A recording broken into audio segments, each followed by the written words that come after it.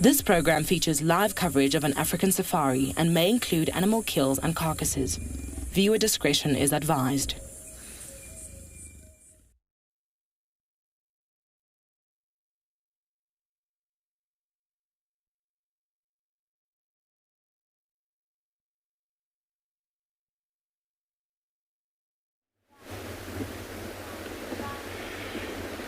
Good afternoon everybody. This afternoon from here at Djuma Private Game Reserve, where it's bright and shiny. All you see back there on the background, they're all mix of the antelope, which is waterbuck and impalas, all having their unite here, gathering around. It's all about feeding together this afternoon and also for safety. So welcome aboard to your very own safari through the African bush.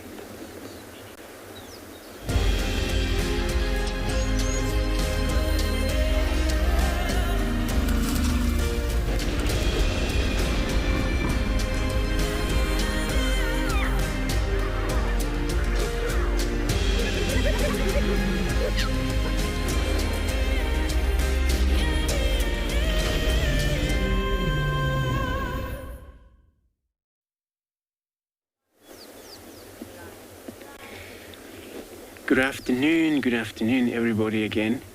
We're sitting here, actually it's a higher point where we are right now, on top of the center of quarantine open area, where what you see there, it's all mix of the antelope, but two species, which is now looking at the waterbuck, but also in the shade. Looking at the impalas, also in the shade. What brings now together like this is that there's a feeding preference, but all different. Where impala, they're mixed feeder, and waterbuck, they're medium tall grazer. So my name is Andrew on camera. I have Simon this afternoon. This is how we're going to be planning to take you on safari. Look for possibly anything that is going to be out about in this sunny day, where the temperature of today is 35 degrees Celsius, 95 Fahrenheit. This is where we stand right now. And anyway, it's pretty little windy, picking it up already. And remember, we're coming to you live from this area, where we're expecting to communicate with you, whereby you registered on Wild Earth website, and you head over to live safari page and you can submit your question there. And this is how we're going to be interacting with you in this beautiful wilderness.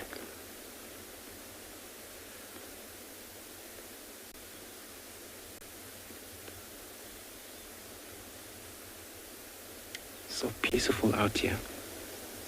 It's such an amazing.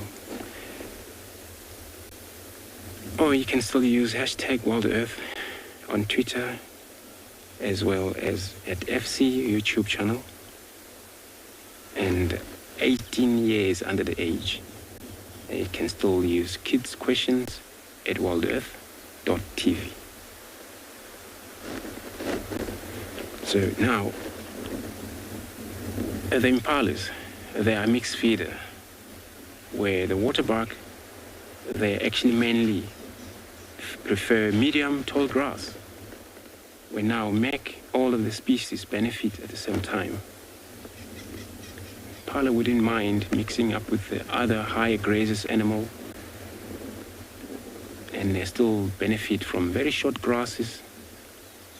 The upper lip, which is split, managed to help them so much to get what they need.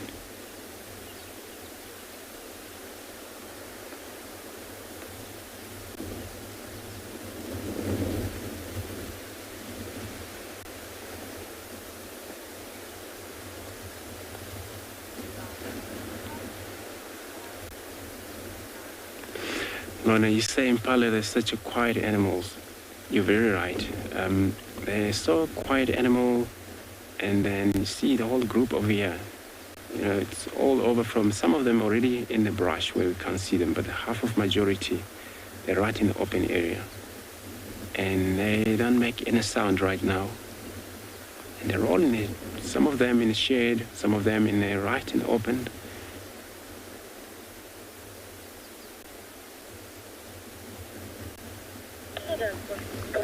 And they all love one another in this case.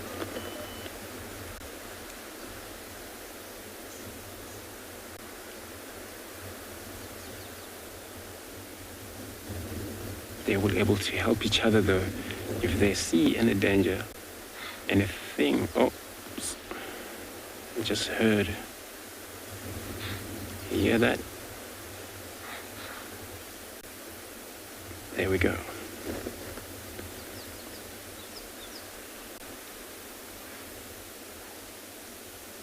They're probably not sure what is going on.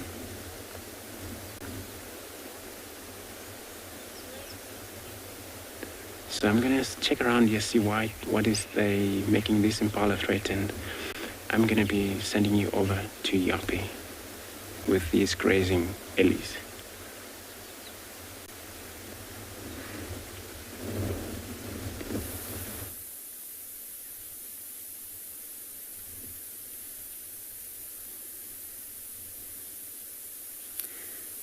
But I have to say I'm actually quite excited about this and not driving guests, because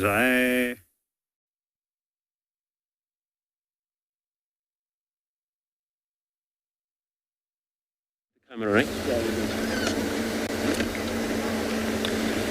Sorry about that, Ingalla. Don't know what happened there, but we're still here.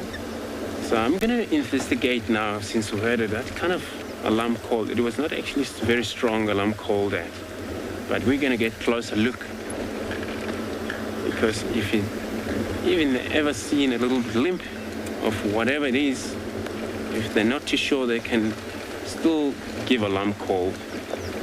Meanwhile, there is something there. So we're just gonna, just before we go far away, and this is where we suspect that Tingana may be around still.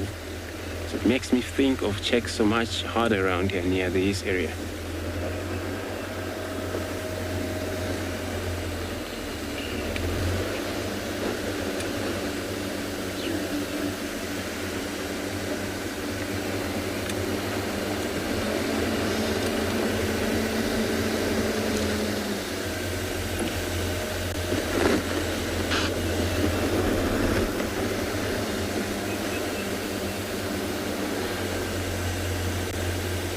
Well, if there is a cat around here, then it's very close to the camp then.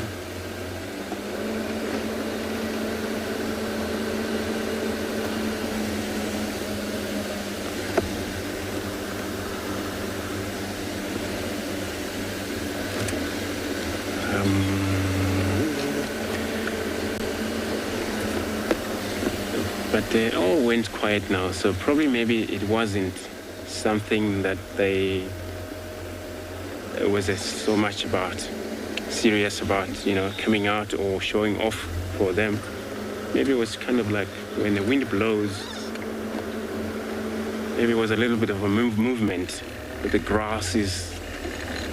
But since they're in a group,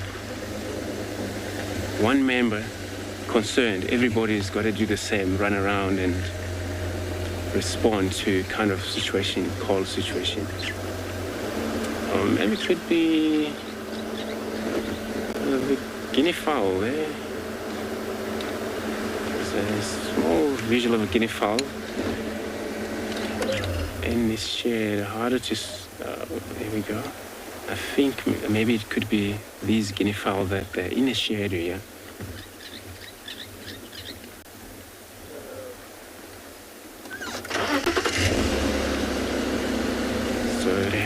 Could be them,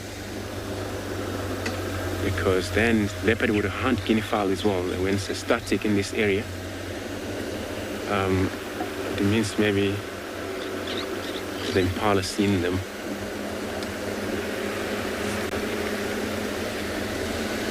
So our plan this afternoon, we're going to be checking later on around the watering hole. This is when the temperature drop a little bit, so we can spend time sitting around, looking at these up trees, marula trees, hoping to see maybe a cat lying on top or on the ground, or sign of vultures gathering about, that maybe to show us that there is something dying nearby.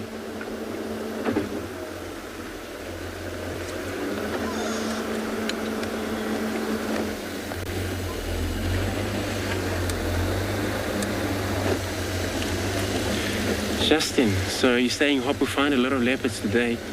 This is actually my thought too, you know, when I left the camp, all I want to check was this morning I failed, you know, finding any of the cats. Lions are out of reach for a while. They're in a country where we can go, north in Bellinati, but then places where they are, we can't get a signal. So unless if they move slightly close to us or in a higher point where we can then go there, see them. But that's a Talamati pride.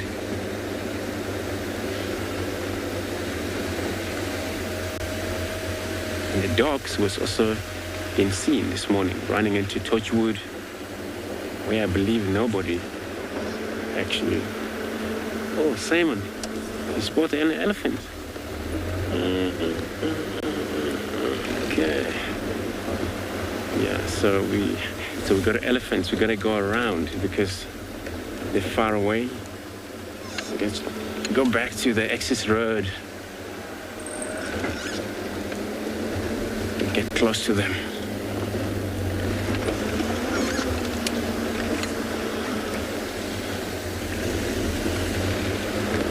So maybe later also we're going to check on these dogs when they're still around Torchwood area.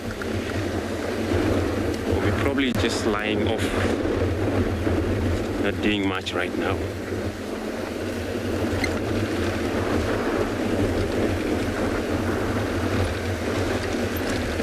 Oh, they will be well fed, eaten on something. Impalas, quite a lot of impalas, baby, running around. As we know, they're very good hunters, the dogs. They hunt very well, cooperate, hunter, share food together in a member.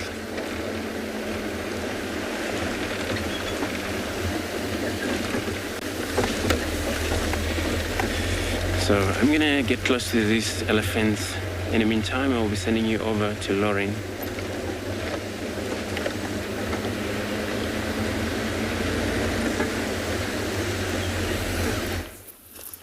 Good afternoon, everyone. Welcome to a very hot day here in Buffelshoek. We have already left Djuma Private Game Reserve and we're up in Buffelshoek for the afternoon. My name is Lauren and I do have Davy once again on camera. Hello. He's got a very deep voice. And we had a very eventful morning. It wasn't so successful in terms of signal, I'm afraid, but we tried really, really hard to keep up with the Madash, also known as African wild dogs or painted wolves, the Sans pack. And we also tried to get Nkanyeni for you with her cup. But that's okay. We tried. We have more knowledge than we had previously. So we're doing a little tour of Buffelshoek. There's lots of dams here. Big, beautiful dams. And on a hot day like this, that's exactly where a lot of the animals are going to be. I want to go back and see if we can get the carmine bee eaters for you. And there was a specific individual that's at the very, very, very top of my bucket list that I have been searching furiously for weeks on end. I almost had him for you. Ooh, I almost had it for you yesterday. But unfortunately, the plans did not go that way. So nature will give us a result. We just need to keep working. And it takes a lot of work. So I'm going to keep working that area in case it is still around.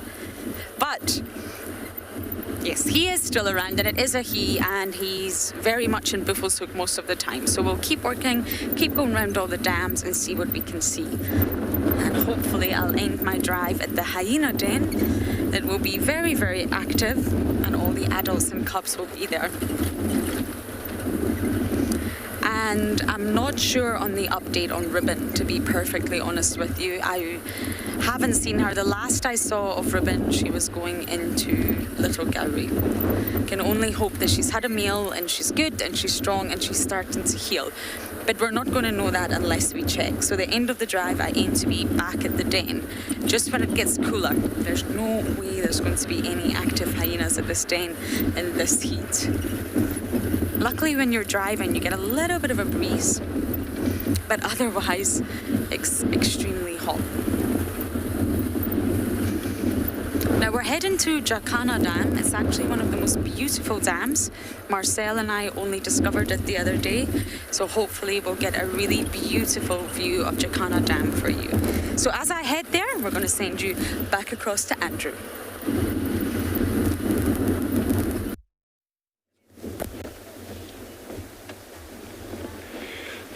Good luck, Lauren. So we managed to get close to this elephant. It looks like it's actually a nice small breeding herd where they're just static feeding at the moment.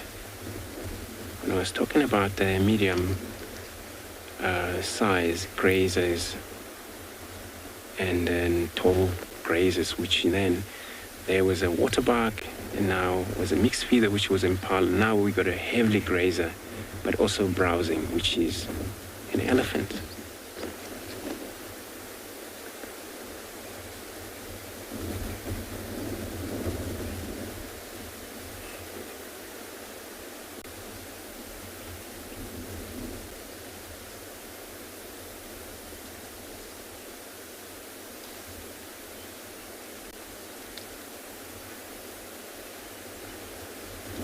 And it takes so much of grasses. This time of year, all green, available grasses. And their browse as well, which take leaves from trees. So I'm just going to take this moment, look at them. Looks like they're going to walk towards, a little to the car.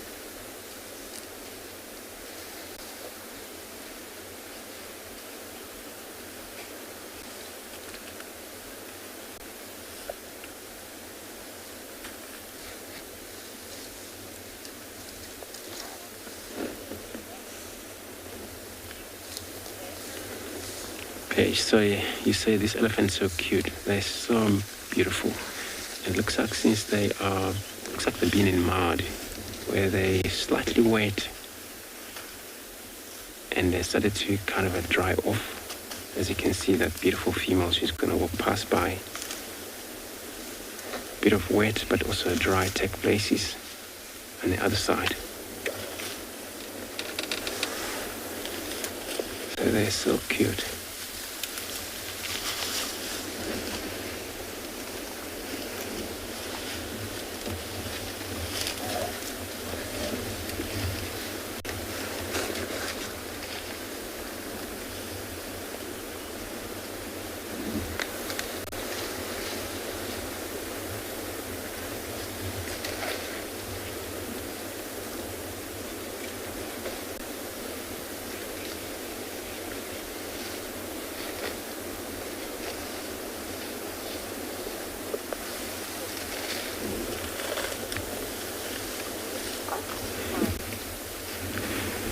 So I'm going to stay put here, looking at these elephants. Hopefully they stick around for us for longer.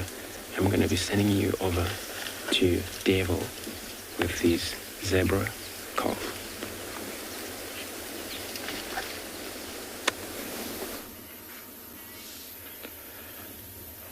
Welcome to a very dark and thunderous Anbion Pinna Private Game Reserve. We have some wildebeests here with their little calves in front of them or behind them there, and look at the lightning and the weather that we have here at the moment. Listen to the thunder rumbling in the background.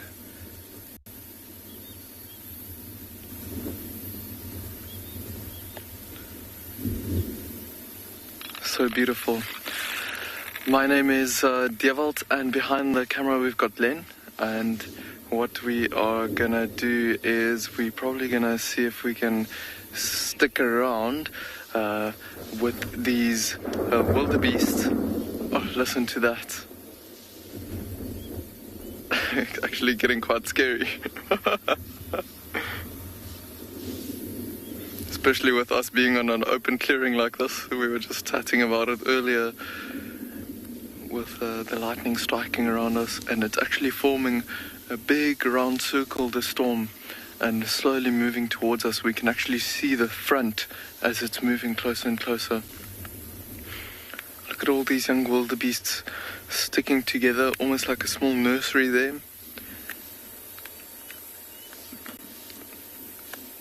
I can hear a few drops dropping on us now.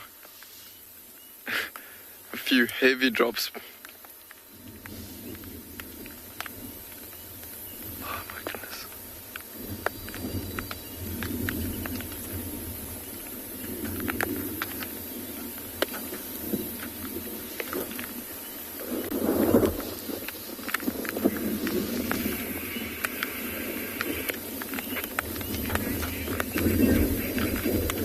But for now, I think we are going to see if we can get a bit closer to the lodge and leave these wildebeests. There, some of the youngsters are on their way, and we are going to be heading over to a watering hole.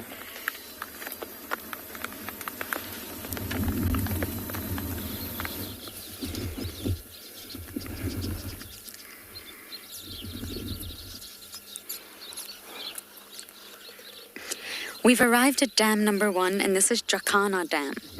It's a lovely dam in the west of Buffelshoek, just north of Sydney's dam, and it's incredibly beautiful. We're lucky to be able to traverse here, and of course, as with most of the dams, the weavers are busy. They have arrived. You can hear them before you can see them, and then of course, you can see their beautiful nests.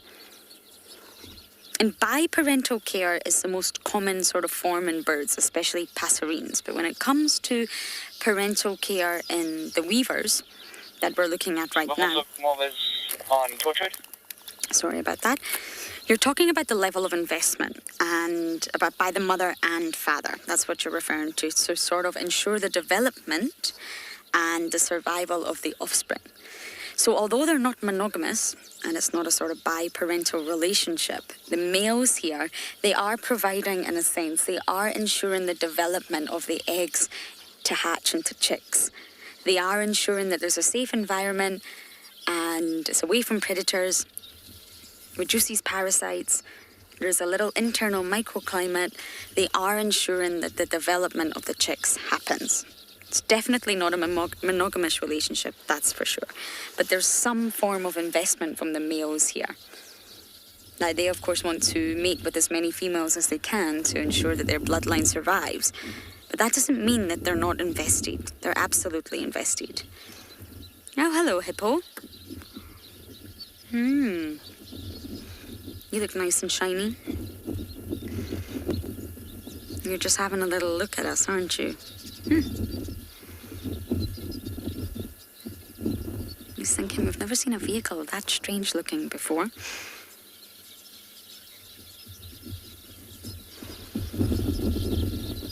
Now, with monogamous relationships in birds, of course, there's lots of studies now that say most monogamous relationships are not monogamous at all, at least in terms of the way that humans see it.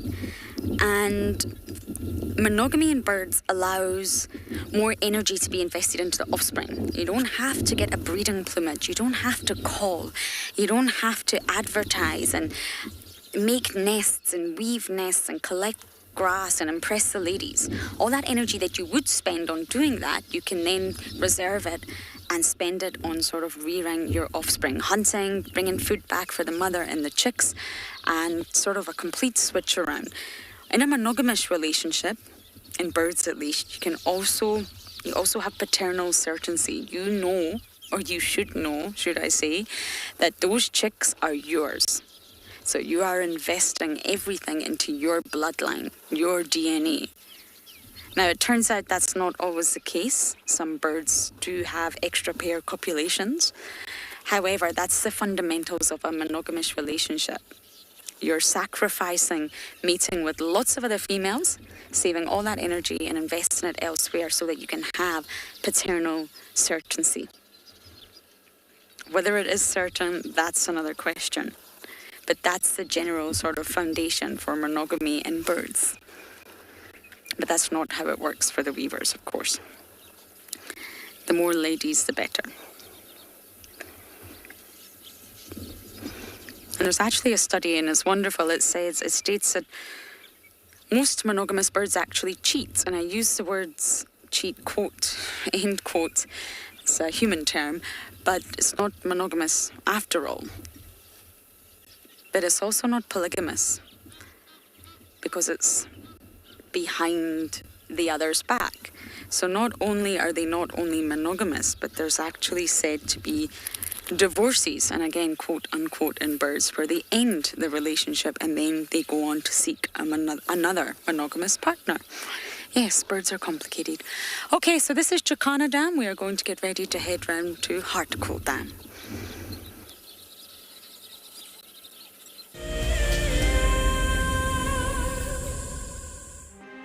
For the month of January 2021, we are offering a chance to win a unique Wild Earth expedition to the magnificent Tswalu Kalahari. From the ancient quartzites Koranenberg Mountains to the southern Kalahari's red sand dunes, Tswalu offers what travelers crave most: space and time. The winner will explore this landscape in a vehicle, on foot, or on horseback, with a chance to go behind the scenes with Wild Earth and of course meet the meerkats. The prize includes a 3-night stay for you and a friend at the luxury Motse Lodge, including flights from either Johannesburg or Cape Town.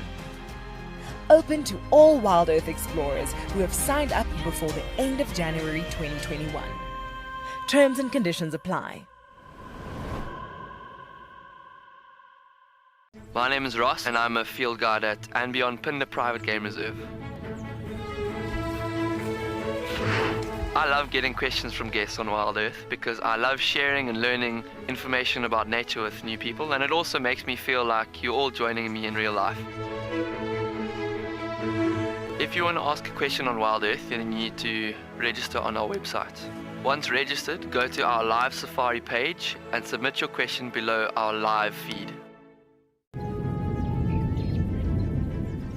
Oh, it's going to be in trouble now. Oh, this is unbelievable stuff. Here comes a hippo in too. Go, Impala. There's a hippo coming in. I can't believe what we're seeing here. This is what we normally see in East Africa. It's all over. Hippo leaping at the crocodile now. Everything's gone underwater. Expect the unexpected here on Wild Earth daily.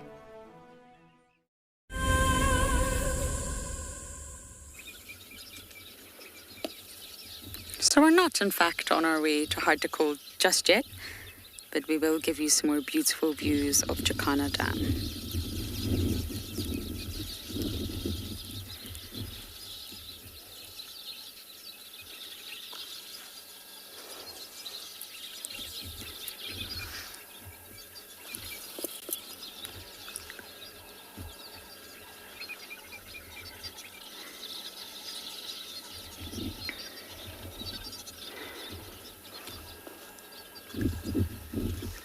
Lynn, they're very cool, aren't they? They're wonderful nests. Very intricate, very detailed. And it takes a lot of work for these birds to put them together, and yet they can do it in about 12 hours on average. You get different species that can all hang nests in different trees. But yes, they are very, very cool.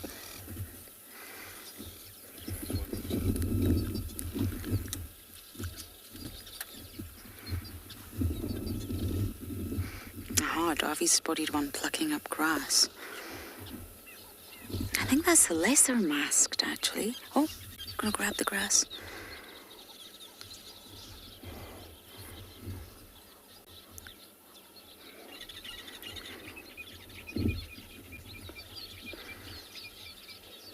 And off he goes. Look, one pluck of one pluck of grass, and off he goes. He's going to add that to the rest of the nest. And that's how they do it, blade of grass by blade of grass. Darcy Ann, I would say the weavers. I cannot think of anything more complicated than weaving with your beak. I really can't. Blade of grass by blade of grass. And once it starts to get more intricate, it becomes more difficult to add in grass, and yet they can do it. They're such lightweight birds and so delicate, they're able to just weave. It's incredible. There's lots of beautiful bird nests, but for me, the weavers are the most complicated.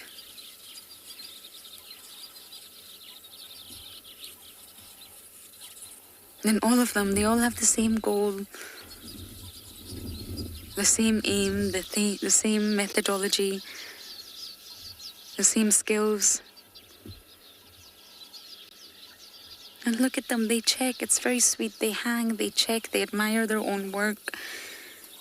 They criticize themselves almost. If they don't like the way that they've just woven a blade of grass, they'll remove it immediately.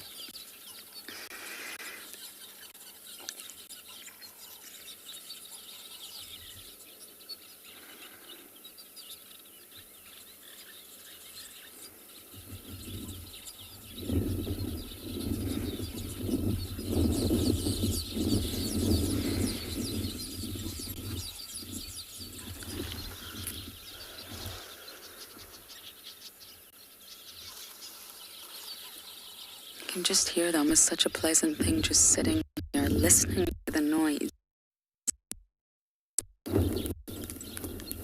So much effort. You really feeding, believe it or not. And of course, they need to be able to continuously feed in order to sustain themselves, in order to be able to a lot of work. You rarely see them actually taking the time to do that. And in some of them, in summer, most of... Okay, we are really going to make our way across the Untitled Dam now.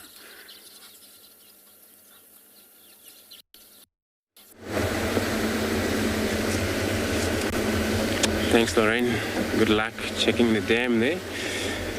So we're still moving also west to check the western border. We have not yet there, but I'm sure we're getting slightly close by.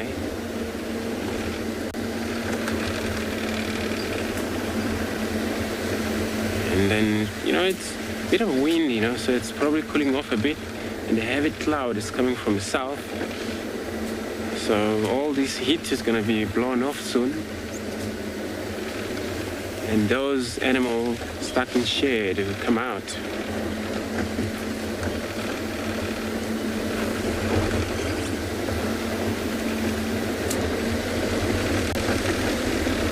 To do their movement. Not all of them actually in shade. We saw elephants moving in this heat, so some can be in shade where they feel they want to rest a little bit.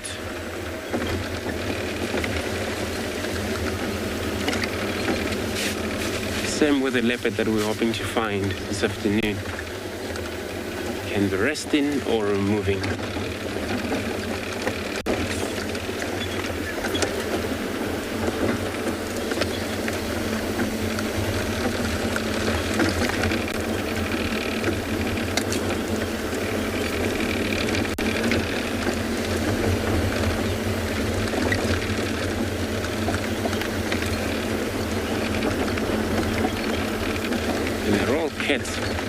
A lot of the hunts they do, they push too much to hunt a lot during the night because then they will camouflage. So the darkness that take place provide a lot of chance for them to be able to get close and close to the prey species without prey species realize that they're getting attacked.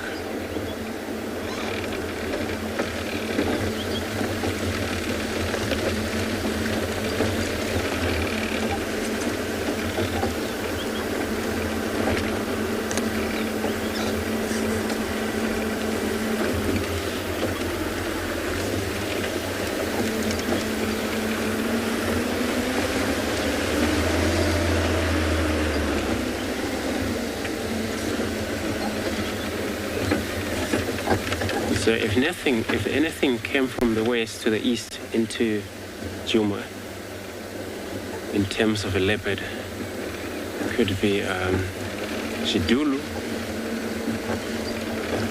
If it's a female, maybe.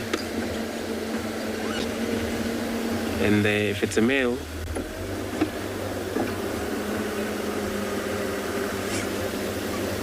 right, you say you hope the animal will be active during this weather. They will actually. So not all of them will be in shade all the time.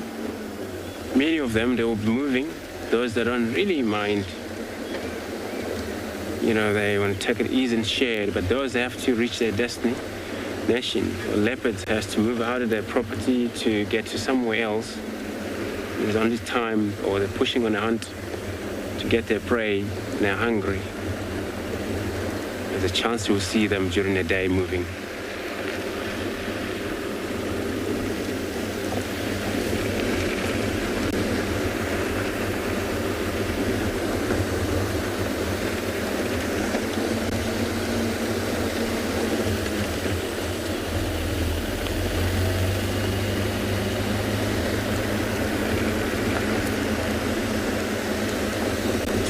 Actually great because the road over here looks like they have dragged the tires, smoothed the road, so it looks clean from today. I think they did it during the day though, so it's easy to tell if there's anything on top here.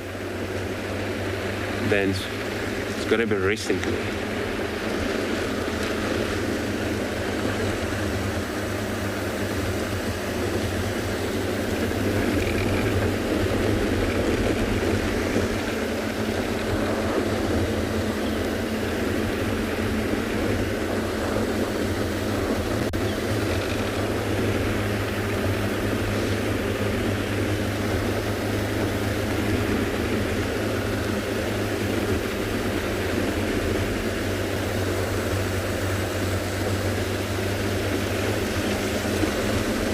Now we're checking direction towards the north, and then from there we're going to take it straight east.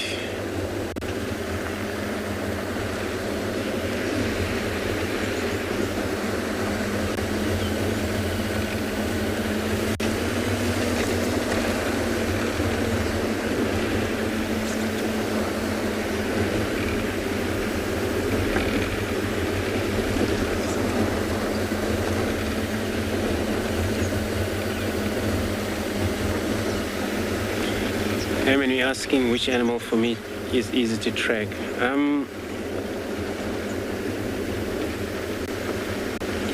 all animals for me it's great to track, including all lions. And then the animal that I won't be comfortable tracking, it's a buffalo on foot. They're not great also, and they're very harm. So lions, leopards, even elephants, I can still track them. And the rhino, I can still track them. So except for that buffalo that, no, I won't track that, but the rest of them are fine. But tracking on a leopard or a lion, especially leopard, because they don't move in groups.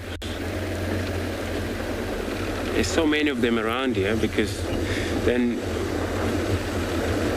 since we don't find them in group like a crowd of lions or packs of dogs, they all tend to be very much elusive. And the animal that they prefer to walk through grasses,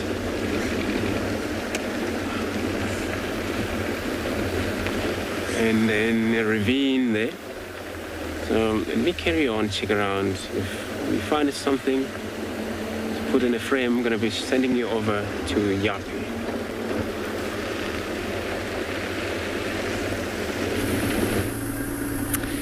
Good afternoon and welcome to Ingalla, where this afternoon we are driving the Timbavati riverbed.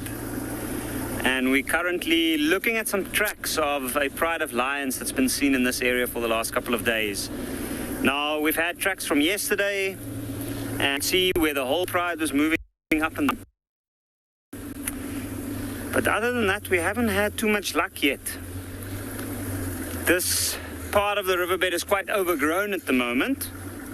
There's a lot of reeds that started growing, and there's a lot of elephant activity nearby.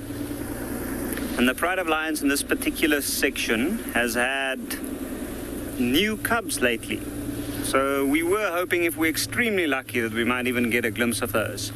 I don't know if I've said this, I'm here behind the camera, we've got BK. And I think this afternoon, due to the heat today, we're going to stick in and around the Timbavati riverbed, stick towards the shade as much as possible. There's a huge cloud that's just moved over, and for the next couple of days, we have had a forecast of extreme rain in this entire area. So it would be interesting to see how that affects the animal movements for the next couple of days. In the case of these lions, if they have tiny babies, and if it does rain so much, it will be a little bit of flooding, like predicted, then I'm pretty sure these animals might decide to move the little ones away from the danger.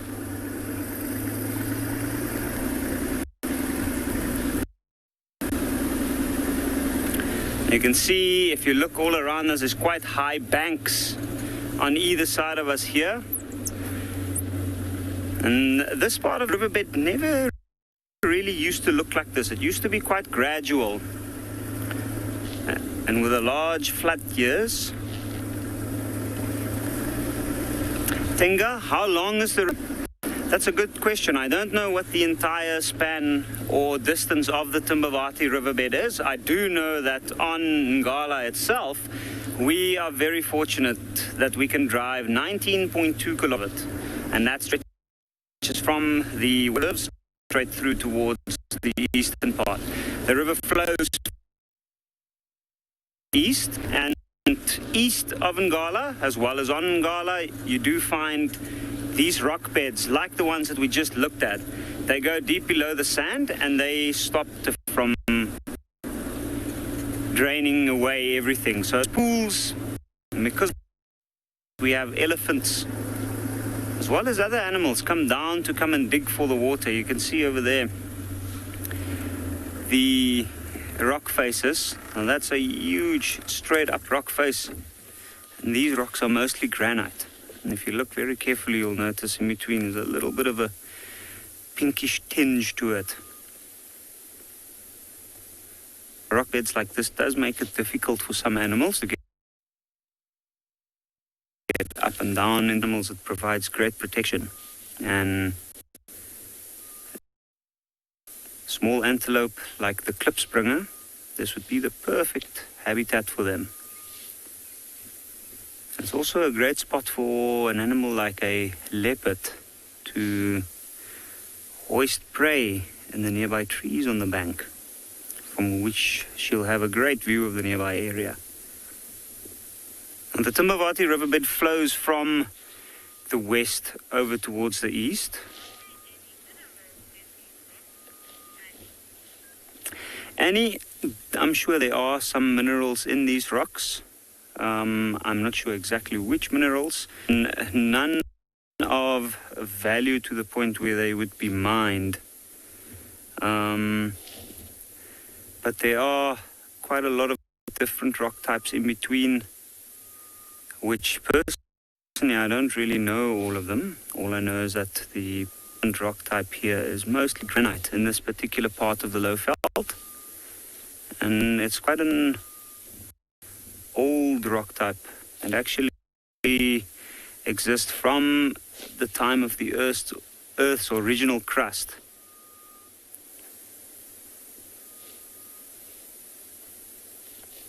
And you can see there's a lot of little shrubs like that one growing out of the rock, and often there are animals that come and try and eat them. And something as steep as this, even the elephants sometimes try to get up there.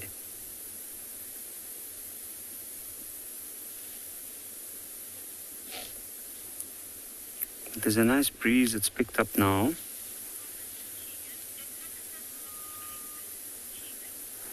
Keegan, it does look complicated, and certainly for somebody like me who's not a geologist, it is quite complicated to exactly know what's going on there. It's interesting though, like a place like this does have an impact on the vegetation type in this particular area. It changes quite a lot which makes it more varied, and it makes this area quite exciting to explore. It's different types of trees, different types of plants that grow here that you normally wouldn't find in other areas. But it's also, this bank has been hollowed out and carved out over the years. We're sitting right on one of the major bends within the riverbed on Ingalla, and when the water comes down with its full force, it usually comes down and moves over towards that side in the bend, and it presses up, and over the years gradually erodes more and more of that bank away, which widens the river and also change the entire layout of this particular part of the reserve.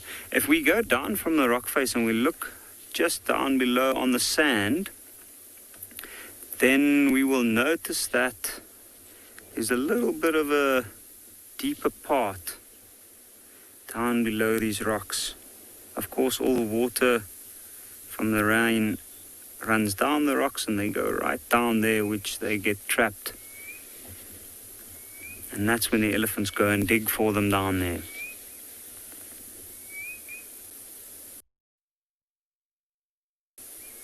Here, like these little ones we see now as a type of heliotrope, or one of the common names for get-me-nots.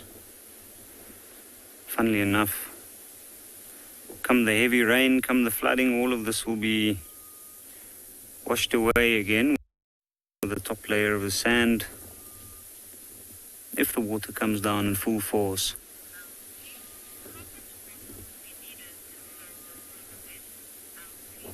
LT, how much water would be needed to fill this riverbed? That's a tricky question to answer. I don't know if there is a specific answer for it. What I can tell you is that what I've seen before is this river in 5 years' time, I've only seen it flow once properly, and that was when we had about 125 millimeter over the course of 2 days. And that was extreme heavy rain. I know before then the river did flow a couple of times properly. I know in 2011, 2012 it was a massive flood year. So much so that dam walls further up the Timbavati, even off Ingalla, the dam walls broke, and all of that water added to this mass amount of water that came down the riverbed. And it did change the layout quite a bit at that stage.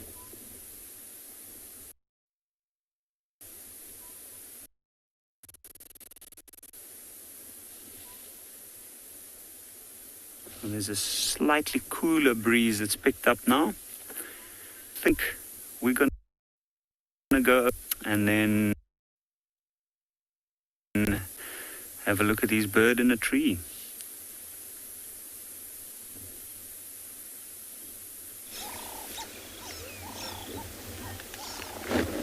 Thank you very much, Effie. Now we have a Magpies Rock here.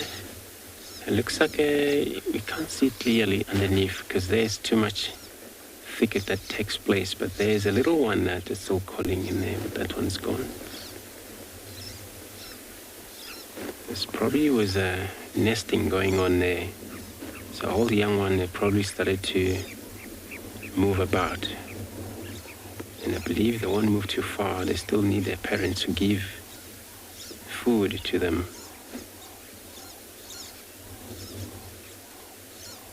It's one of the chick that we're looking at. You hardly see the tail, long tail. They're still young.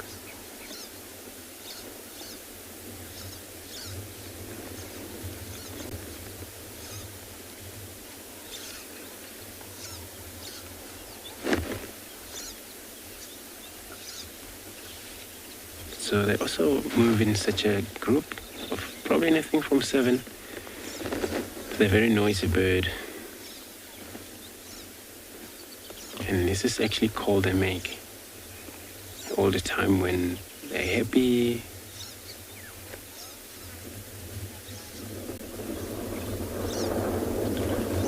So we're gonna move on our search. I'm gonna be sending you across to Lauren with a lilac-breasted roller.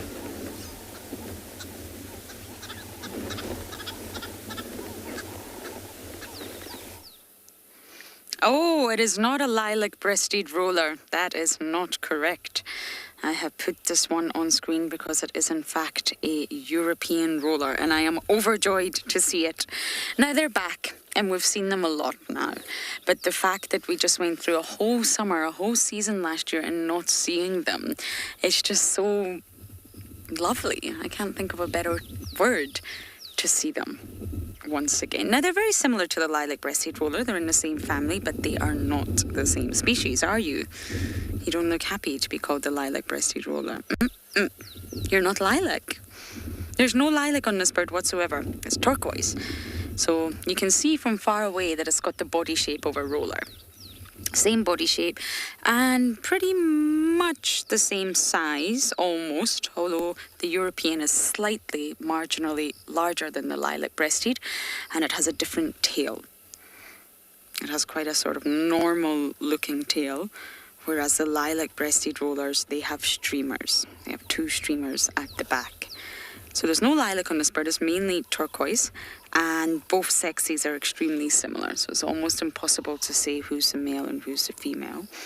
And they come here, they're normally present from about October, but I would say in this particular area in the Lowveld, it's November. I would definitely say end of November, start of December is when we start to see the Europeans, and they normally say October for the north of South Africa, and they sort of reach the south of South Africa, if that makes sense, in December. Now, they're a non-breeding migrant, so they're still a migrant, but they're not here to breed. They'll leave in March, April, along with all the other migrants, but they're not here for the reason to breed. So therefore, they're going to be... My goodness, that was rather loud. So they're going to be rather silent because they're not calling, they're not advertising, they're not the same as the woodlands kingfisher, who needs to make sure that everybody knows they're present. They're mostly here to eat, they're here to feast on all the delicious insects, from beetles to grasshoppers to ants, crickets, termites, of course, termites. They're here to feast rather than to breed, and that's why they do stay silent. They can occasionally make quite an ugly call, similar to the lilac-breasted roller. But really, they're not advertising. They don't have a breeding call. Whereas the woodlands, as you know, they will sing away all day. Cleo, I believe they only have around 4 or 5, I think 4 colours, unless you're including the sort of white around the face. It's nowhere near as elaborate as a lilac-breasted roller. It's mainly turquoise. It's got a small blue patch on its shoulder. I'm not sure if you're able to see that. More of a royal blue. And then you've got that fawny, browny colour on the wing, and then black towards the end. But most of it is turquoise. It's just so, so lovely to see them, really. But they do breed in Europe, Middle East and Asia. So when they leave and they're stocked up and they've feasted well throughout the summer, they will then breed in different parts of the world. Just not here. They're not here for that reason. So you'll regularly see them hunting, plucking insects off the ground, but not displaying and not calling and not swooning the ladies.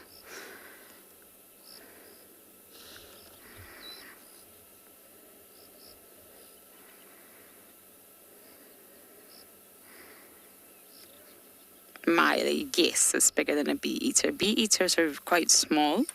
They're very small birds, particularly the little bee-eater. I mean, the little bee-eater itself comes in at 15 grams. and only 15 centimeters tall. That's 15 grams. That's tiny for the little bee eater, whereas the roller itself, especially the European roller, let's go with that one because that's obviously what we're looking at, is 125 grams. 125 compared to 15. So yes, it's remarkably bigger, almost double in height as well. But I am hoping to go find the carmine bee eaters again. That was such a great sighting yesterday. And I promised Davi we would find them this morning, and of course we bumped into dogs. But the carmine is a lot bigger than the little bee eater. That comes in at around 60 grams. They're said to be in that area frequently, so hopefully we are going to come across them. But you never know, we might bump into something else. Buffalo Souk is full of surprises.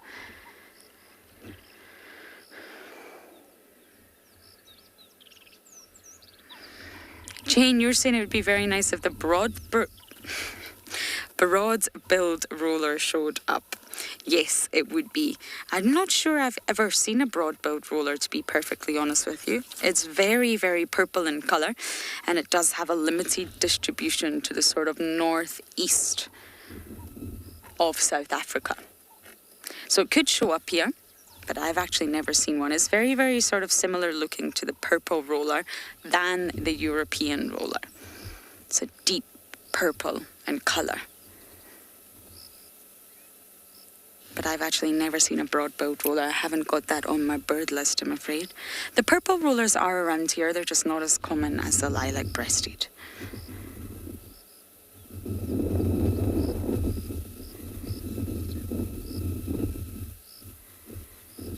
Okay, Mr. Roller, or Mrs. Roller, actually. You could be either. I'm not sure. It was such a pleasure meeting you. Thank you for coming back this year. We did miss you last year. I still don't know the reason why they didn't come back, really. I mean, it could be, and I'm guessing it's environmental. I really think it has to be related to environmental conditions that they didn't come here. But we really, really don't know. We also carmine bee eaters last year either. Nobody did. But of course, they're here on Buffalo Souk as well, so they're obviously back. So maybe there was some sort of fluctuation last year that we didn't realise. Maybe there was some factor that wasn't immediately obvious to us, and that sort of changed their behaviour. It caused a shift in their pattern, and they didn't arrive. Now, my next dam is Jordan's Dam. So hopefully we will see some lovely sights up at one of the northerlymost dams.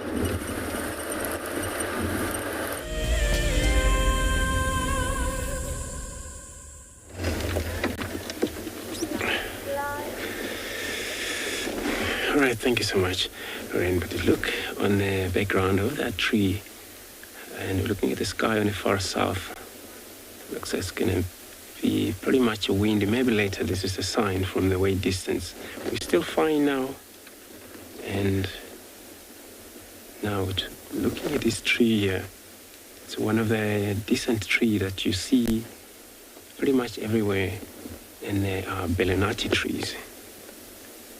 And sometimes they can be grow to a very decent tree though. And they provide such an amazing shade for the elephants, most specifically to roost underneath when it's too hot. And now we're looking at the very small, they're still small though, bigger, but it's not actually yet there. It's going to get a very decent big tree. Bellinati or torchwood.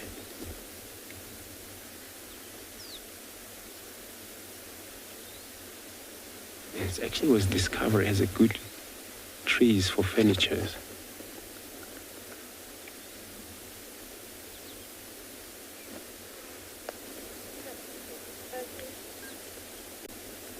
So also does have a beautiful, such a delicious smell fruit which is edible from kudus and elephants. They would love that fruit so much. such as a grey duiker as well. You find them.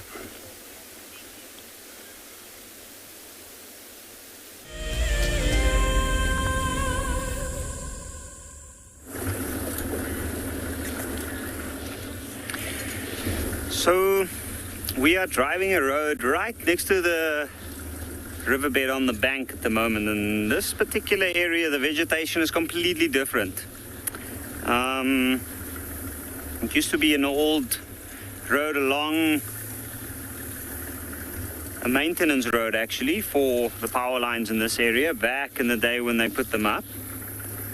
But it is a great area to come and have a look for animals such as hyena on a hot day like today. In and amongst the taller trees and the denser areas here, we have a lot of little pan systems forming. The mud that form in these parts, or the soils that settle here after many years of rain, and the water that kind of washes all the good soils down here, creates the perfect habitat for a lot of creatures that have the need to cool themselves down using mud during the middle of the day. That includes creatures like the rhino, the warthog, and on occasion elephants in here as well. There's more variety in terms of what to eat for an animal looking for the leaves of trees or grasses. And then of course it provides very good cover for predators.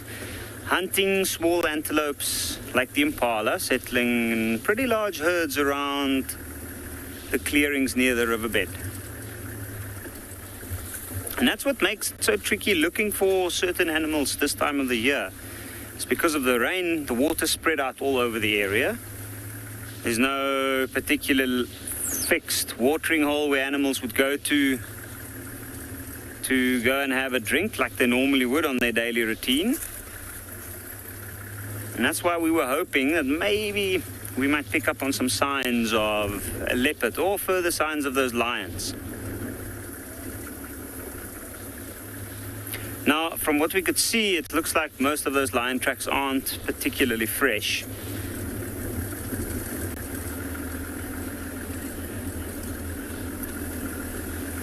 Nola, what is the biggest antelope we have at Ingalla? The animals on Ingalla come and go, so we don't have a animal that constantly stay here, so to speak. And in that case, I'd say the largest antelope we find in the area is the eland, sorry. But as far as I know, eland haven't been seen on Ingalla in a very, very long time. Other than that, of the animals we see more regularly, we have kudu, and kudu is a pretty large antelope, as well as wildebeest. Funnily enough, the wildebeest is actually an antelope. Talking about antelope, we've just come across a herd of impala, and very interestingly enough,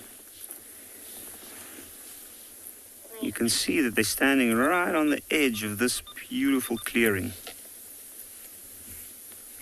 Now there's a wind that picked up, and although it's nice and cool after such a hot day, it is getting quite strong. Now, you can see a little bit of life. Have a look at those impalas.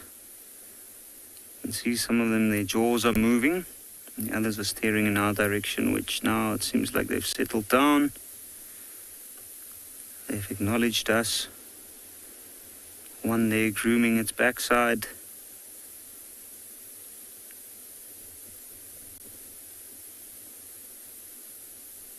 And you can see all of the ears up and quite focused.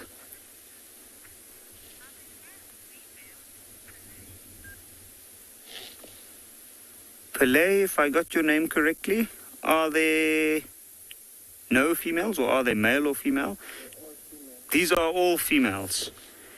You can see no horns if you have a look at all of those. The males have, it looks like they are all females, at least from where I can see, but I'm sure there should be some males in between them. maybe one or two younger males with very small horns, yearlings from the last year's lambing season. And then I don't know about the babies. I don't actually see any babies at the moment, but there should be some of the males in and amongst the babies as well, which we won't be able to tell clearly at this point. Now, these particular areas that this group of impala would have been feeding on for the last couple of days are areas that's well contested for by the big males, because these are the best parts. As you can see, it attracts big herds of females like this one here. Have a look at that one. He's constantly staring, and you can see the rest are not even paying attention. Although the ears are focused this way, they're facing the other way. And look at the tails go. Constantly, except that one focused in this direction. And that's because they're standing in the tall grass. And like I said earlier, this area is full of small little mud wallows or pans, like mud pans filled with standing water, which over the last few days with the heat would have probably attracted quite a lot of flying insects that would have bred there, mosquitoes that hatch from there.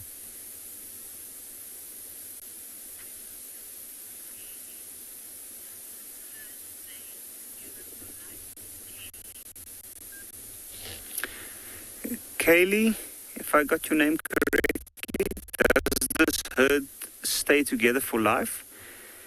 They don't really. In this case, it would more than likely be smaller groups that's joined together in this area just because of out of common interest, in this case food and shelter, the proximity to drinking water. Now they congregate and they often form these, there's one there at the back that just got a fright of something, or maybe just irritating by a biting fly. But they do gather together like this because when there's a lot more of them, they have a better chance of being alerted to the presence of predators. In this particular area, and I'm sure that's why they're still standing there, is they were more than likely using the shade of that tree line when it was still very, very hot about an hour ago before the clouds moved over. And in that case, most of their day in the middle of the day is standing in the shade and chewing the cud or ruminating. You can see there's a lot of nervous looks in all directions. That one walking out in the open to get a better view. And in and amongst these dense trees, we often find leopard moving. We do see a lot of signs of leopard here. We know that this is an area that we would come to come and search for any signs of leopard, as well as hyena. Now, besides these impalas being drawn to this area, the hyenas nearby probably would have come here as well for some water to cool down. Yes, believe it or not, some predators like the hyena do enjoy cooling themselves down with the mud or the pans with the shallow pans with water. And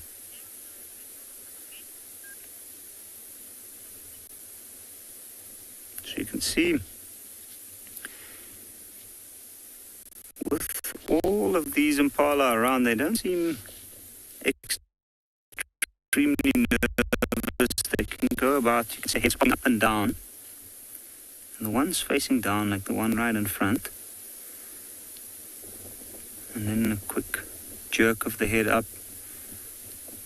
And some grooming. Now it looks like they're just rubbing their nose on the itchy patch on the body. But what they're actually doing, and if you look at the two right behind them in the middle as well, it just did the same. And what they're doing when they're grooming is they have these bottom incisors or teeth right at the front of the jaw, of the bottom jaw, and those teeth are quite loose.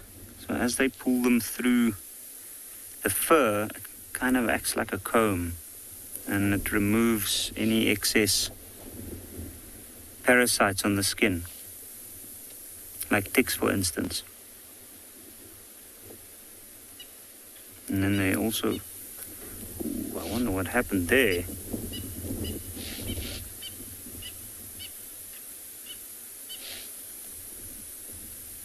That was quite interesting. You can hear a bird going as well. Sounds like a tall spurfowl, which is making an alarm call.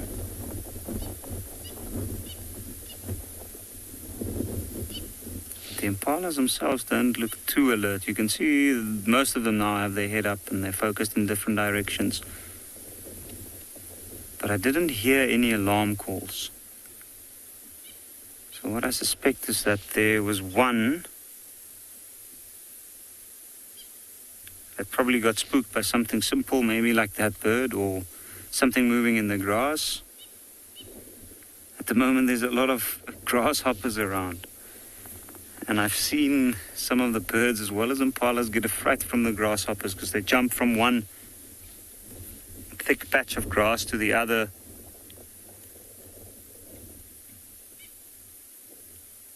And they might even, if you're not sure exactly what it is, or if the animal's not sure what it is, it might give it a spook. And with impala specifically, if the one animal starts moving and running around or jumping, then the rest of the animal's natural reaction is to do the same. Now I can hear some calling up ahead, but it sounds like males chasing each other.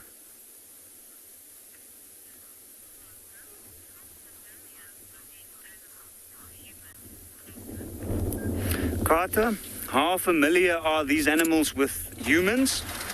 They are quite familiar with humans. In this particular area, there is 2 camps nearby, 3 camps actually, which means that they do encounter people quite often. Now, when people do drive through the Kruger Park, there's a lot of impala in the Kruger Park. It's one of the most numerous large mammals. Then they often tend to think that they're just seeing more and more impalas, but impalas actually use a specific area, even though they're not territorials, the female. They do roam over a larger area with good feeding grounds, near water, and they might go to that area every now and again and then rotate between the different feeding grounds. So they do stick around a similar area over a couple of days at least, which means that they do encounter people driving the roads quite often. But naturally, it's an animal that gets preyed on quite often by other large predators, and especially a female impala. Besides its wits, its alertness, its very keen senses, and its speed, she doesn't have any other means of protecting herself, so naturally she would be more alert to any unknown presence or anything that might give the idea that there's a potential danger around. And that's why they do seem a little bit more nervous, especially when the wind is blowing or when the weather picks up. It changes their behavior slightly. They're more jumpy, so to speak. But just have a look at this. So now we actually have a better view of this herd, and you can see how many there are.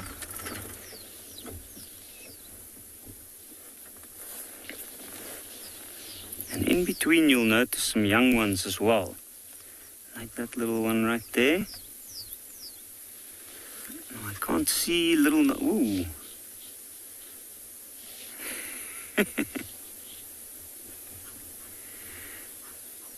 Believe it or not, that was because of a bird.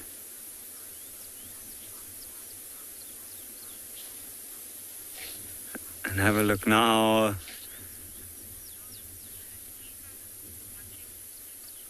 So while we continue to have a look and see what these impalas get up to and what will spook them next, we are going to link to Lauren with a eagle up a tree.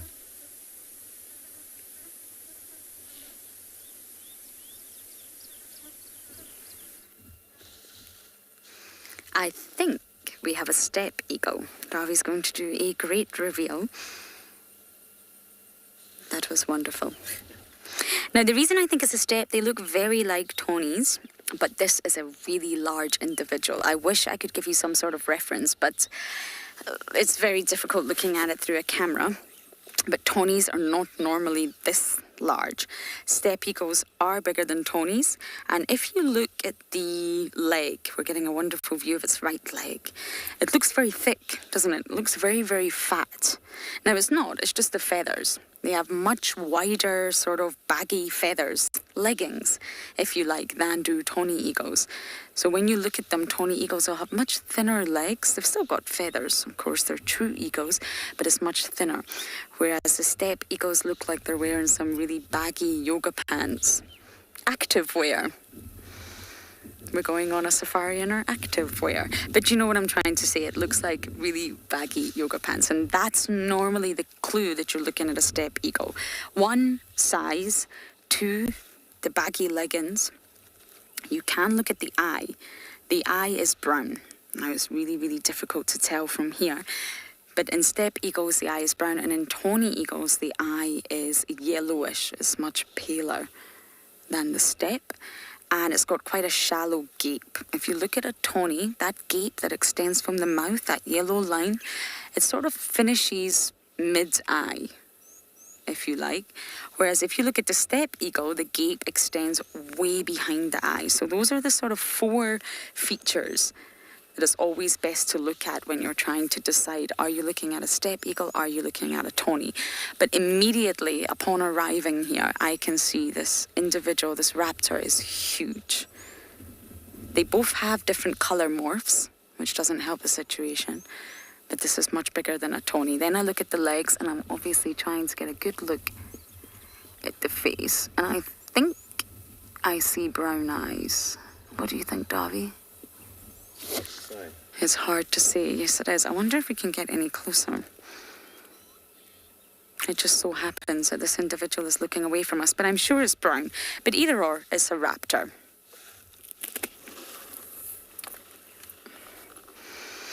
Rosalind, the largest eagle that we see here in Djuma, or at least Djuma is obviously a very small area, the sort of northern sector of the Sabi Sands, if you like, it's the Marshall eagle.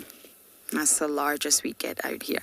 And we do see them. I tend to spot them regularly on Chitwa rather than Djuma itself. But the Marshall's the largest we get here. They can weigh in at 4 kilograms, which is actually quite heavy. I mean, if you think of this steppe that I'm convinced this is, they come in at between 2.5 to 2.75 kilograms. So it's just less than double a Marshall. That's the biggest ones that we get out here in this area. Davi and I got very lucky once with the long-crested eagle. Do you remember that, Davi?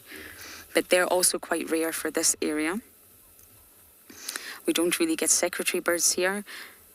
We get the African harrier hawk, the tawny eagle, the steppe eagle, the lesser spotted. We do get the lesser spotted. They're the most common ones. And the Wahlbergs, of course. The Wahlbergs are everywhere. I think we're looking at a steppe.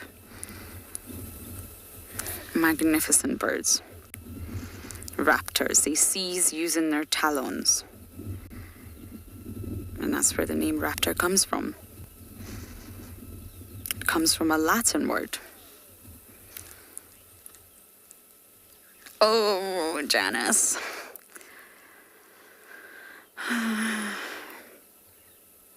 That's a very tough question.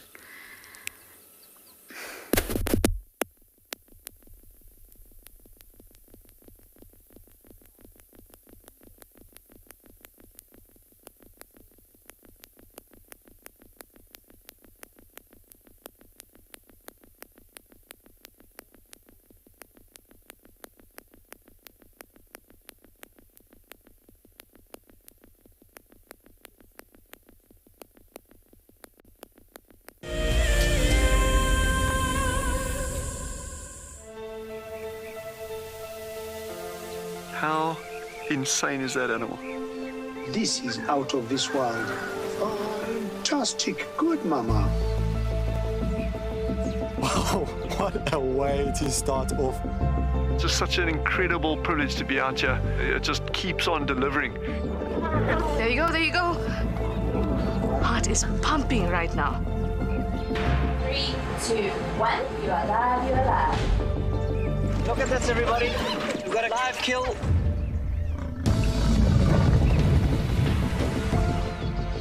The croc's holding the tail. It's holding tight. Lucky wildebeest. There's nowhere to go. This is a disaster in the making. Something that I have never seen before in my entire life that you are now watching live. My heart is in my mouth, everybody. Look at this. It's gonna make it. It's going, it's going.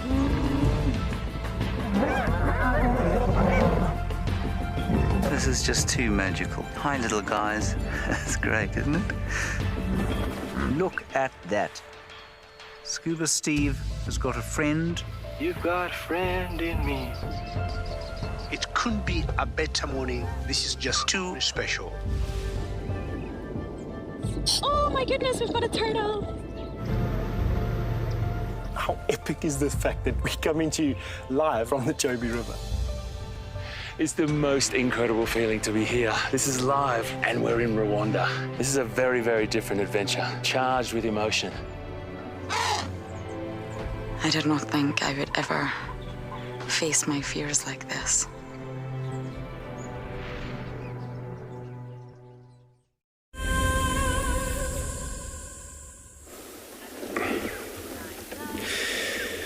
All right, so but now since we're on a search, looking around, and really, it's nothing, no cats that actually we can find any tracks now, but we come across very interesting tree over here. It's actually quite a common tree in the area as a silver cluster leaf or terminalia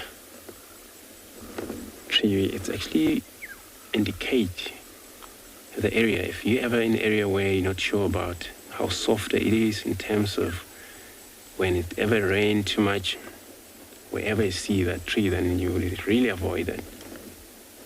And those trees like these are typically kind of everywhere in the low field, pretty much.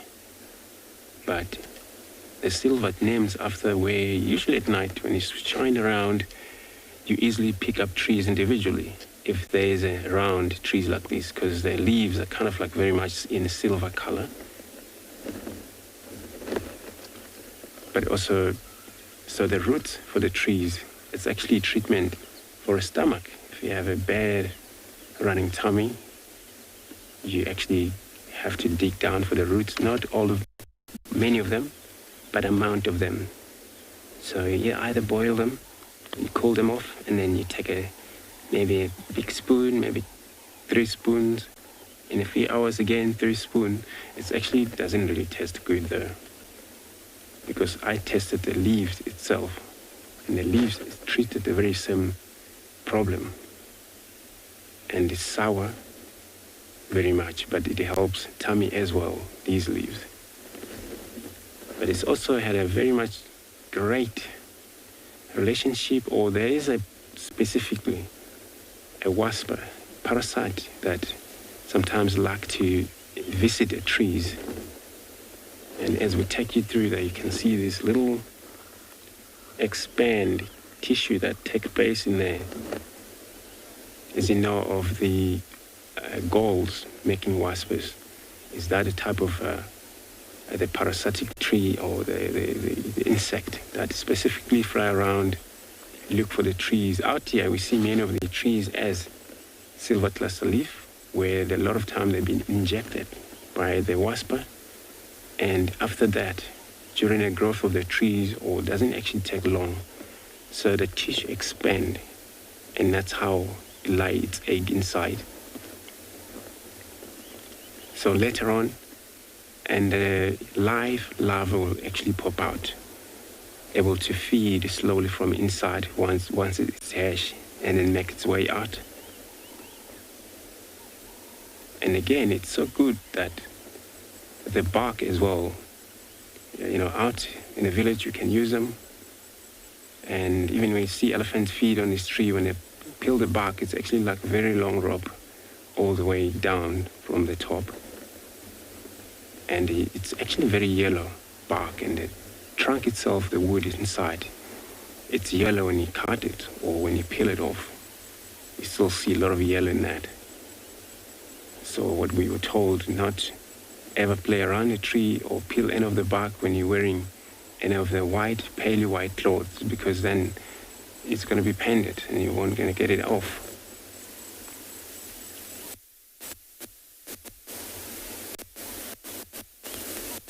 So yeah, during the rain where it's so much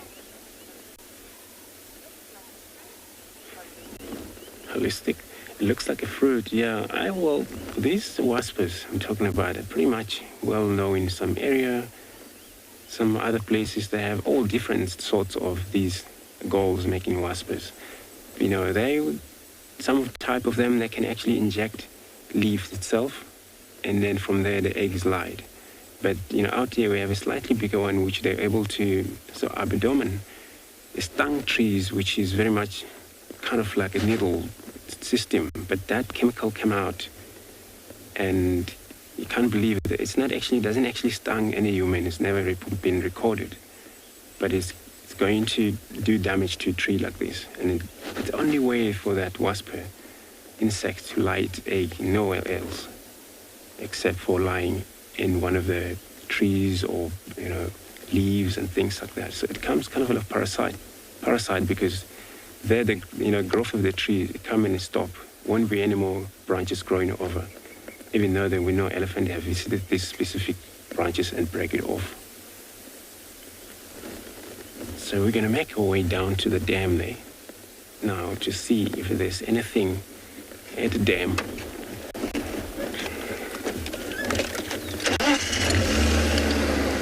Hoping to find, I haven't actually given up.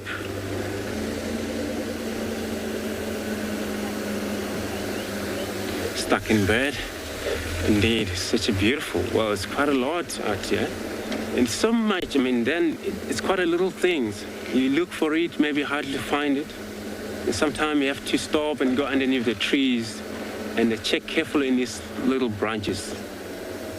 And I presume if we else out of South Africa, you're more likely to find those that actually penetrate the leaves. And then if you see the leaf that has been disturbed, it's kind of like a strange growth that take place, is those waspers. Galls making waspers. So we're gonna go to the dam to see if it's anything drinking.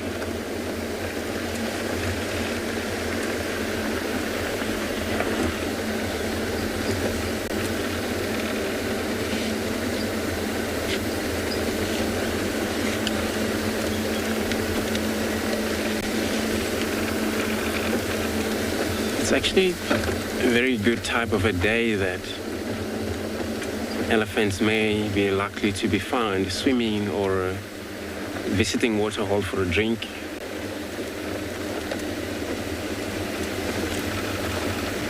Apart from the heap of being in the water for a long day, which they're well blessed during a hot day, and they still have plenty of water to soften their skin. As a hippos. Looks like we've got them yet. With a hippo, not an elephant. So we've got hippos in this water hole. I'm just gonna stop here now.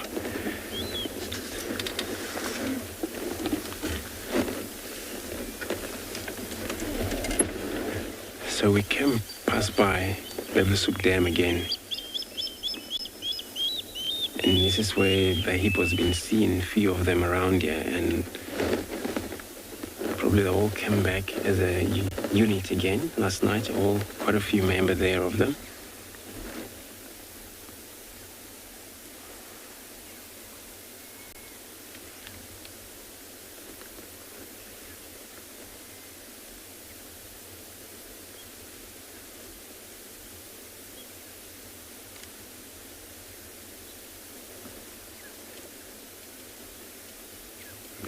white. Looks like two of a young one.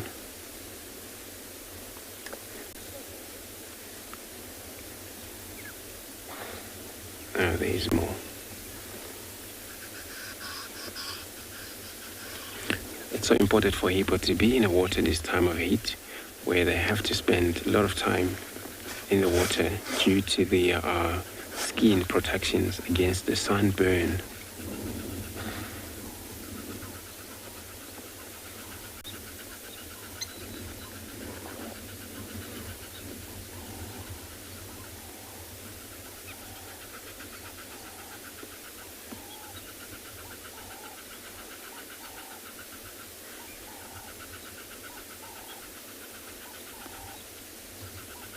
They have a tiny little ears.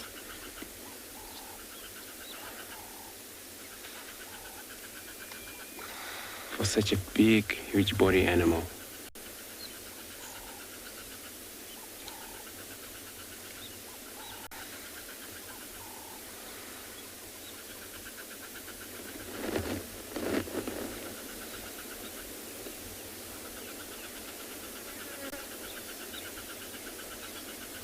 The young hippo is still too young.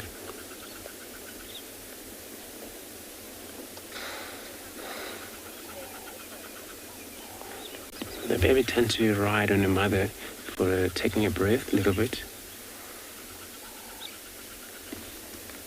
I'm going to be sending you over to a cow while I'm checking if there's anything coming to drink at this water hole.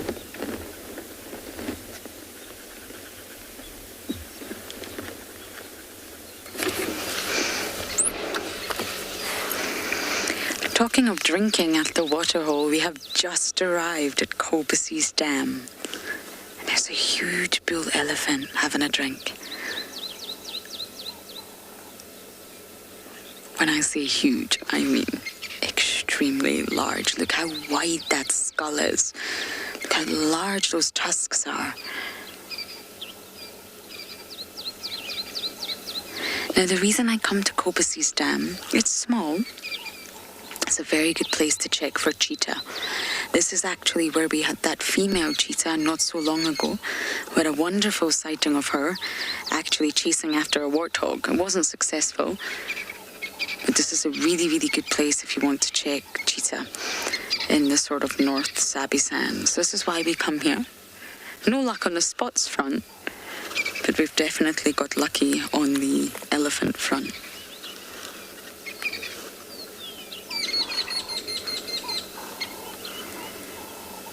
He's listening. There's another elephant. I think it's another bull. I don't know if they're going to interact or if they're just two nomads that happen to be at the same dam. I'm not sure. We've just arrived.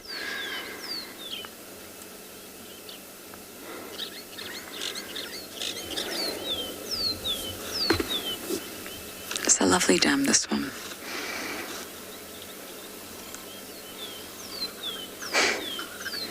And of course, elephants can smell fresh, clean water up to 12 miles away. They're very fussy drinkers. If they come to... Sorry, this gets me every time. If they come to a body of water and they're really thirsty and it's very, very hot and they need to drink, but the waters may be very stagnant and it's maybe slightly hypoxic, it's got algal blooms, they won't want to drink it if it's maybe got a lot of fecal matter in it from other elephants or hippos. What they'll actually do is dig at the side of the dam in the soft soil. So it's not hard soil. They use the soft, wet soil and they'll start to dig. And they'll dig deep into the ground, sort of bore into the ground, if you like, to get fresh, clean water. That's how fussy they are.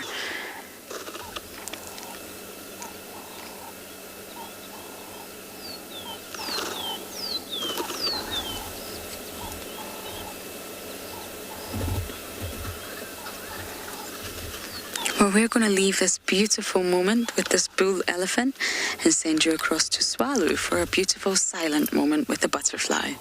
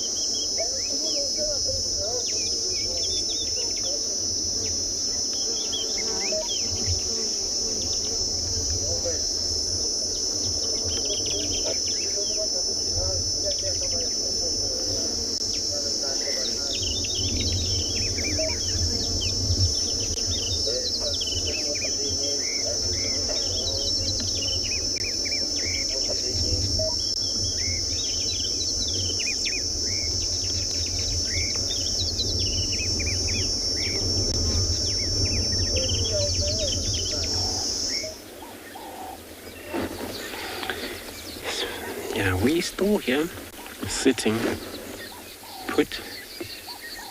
Now we got a visitor where the grey heron just flew in, again to participate for its own search for fishes, frogs around in its watering hole.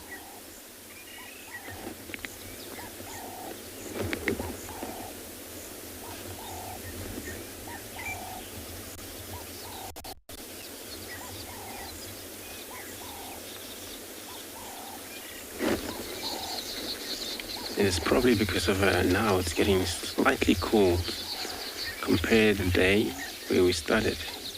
Afternoon it was very open sky, and now all animals that will come about when they wanted to move, those already on move, it's fine, but those have been in a shed, then they will come out.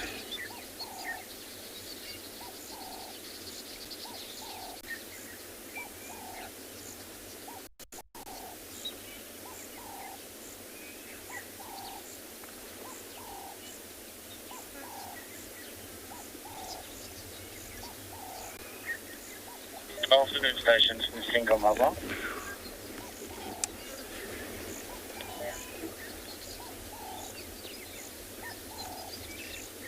So grey heron also, one flight, probably maybe seen something or changing position, land again. So this is probably the hunt is going to be begin about. They was just scanning around for any of a safety. Sometimes they get disturbed by other bird of prey, such as big eagles around here.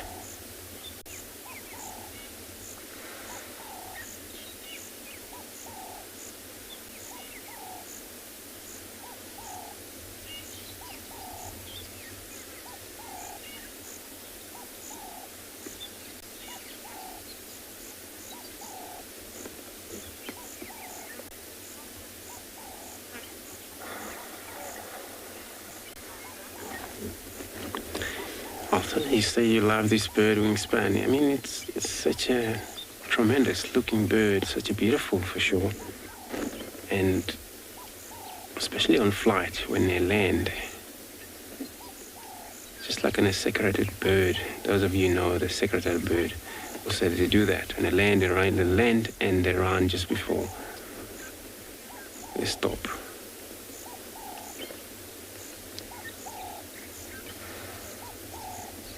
It's got a very sharpening beak, that able bird to stab fish to kill.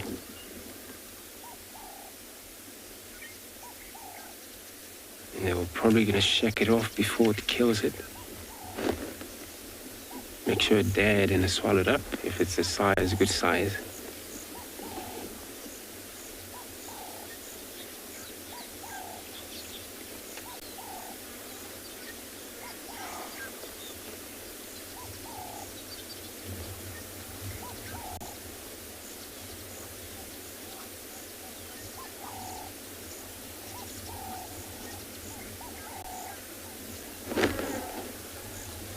This is actually hunting methods where it will be stationary. Eventually, whatever fishes may feel confused, attracted by the white that is taking places, and they're all just gonna walk around it, touch its leg, and this is how it's going to get its meal for the night.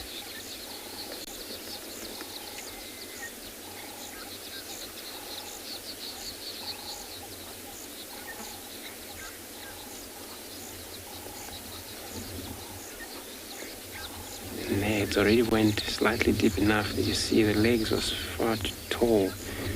Now it's already almost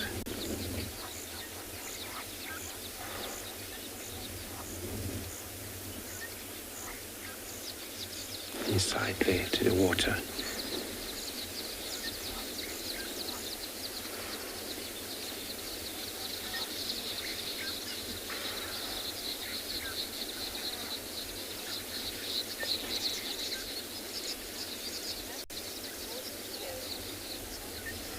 Lisa is saying it's a gorgeous heron. You're right. You're very right. They're so beautiful, especially grey heron out here. And there's also Glyph Heron, which actually they're around, but I think they're very harder to be found. Those one. But they're slightly bigger than that then.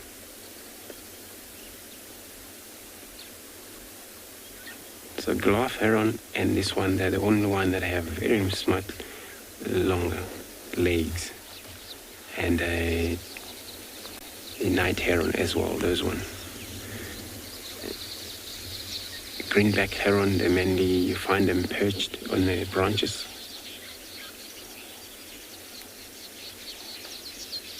And they walk along the edge, bank of the water for its hunt, because it's so small.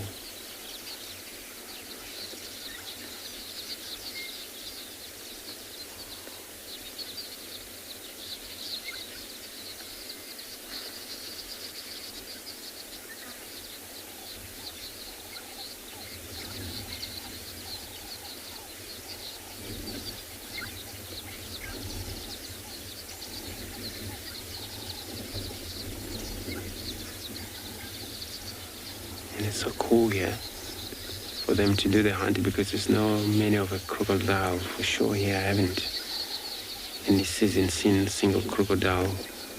Where most of the water hole where there's a crocodile, and they're more likely hunting birds. And that bird is in the water like this inside, more likely to be caught, killed by a crocodile.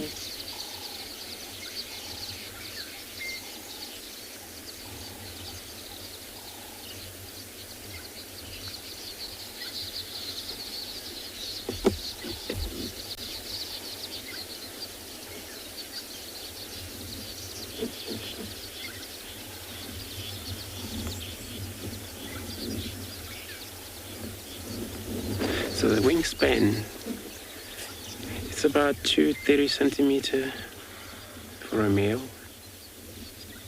206 to 830, somewhere there, centimeter. So it's quite a long wingspan.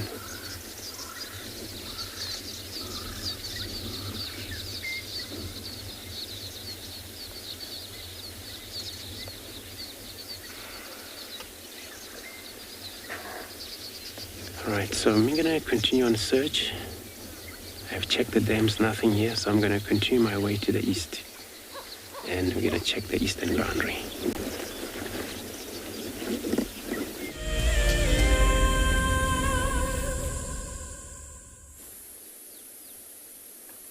And just have a look at these two buffalo bulls. I'm saying bulls, if you look closely, you'll notice this one right in the middle at the top of the head is a very rough helmet-like structure, and call that a boss. And the males are the only ones that have that. Just have a look.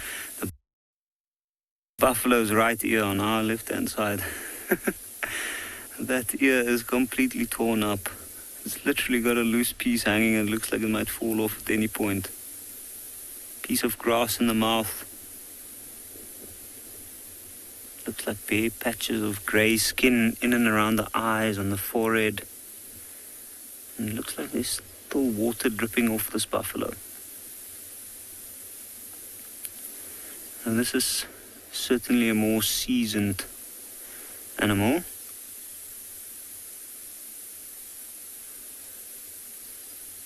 It's definitely pestered by flies as well.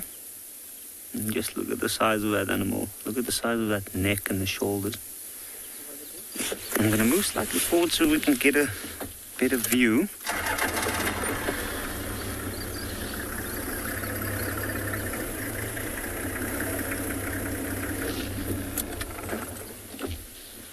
And you can see there's 3 of them here. They've just come out of the water where they've cooled down.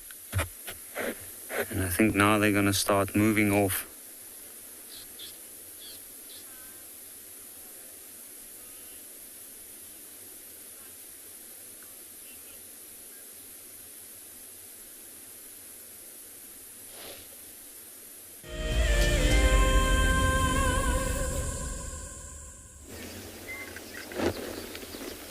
Alright, thought I'm gonna make my way out, but here we got a beautiful whole weavers, musk weavers that are about to build a nest. I think they've been nesting here for quite some time. But you see, it's never end because, they take so much of time and it takes time for them to do this. When many of the nest, after they're finished, it's a female job to check if it's complete, whether she like it or not. And then if she don't like it, then it means the male is going to build another one close by again in a similar position, same tree. Finally, you got a lot of abandoned older nests, or those are not used, which they fail due to inspection from the female.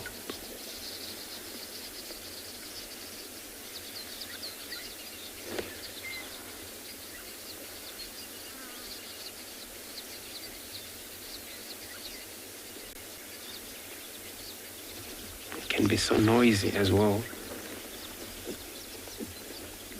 And there, each one of them, they pair, even though so many of them. There's a wife and husband, and each one of them.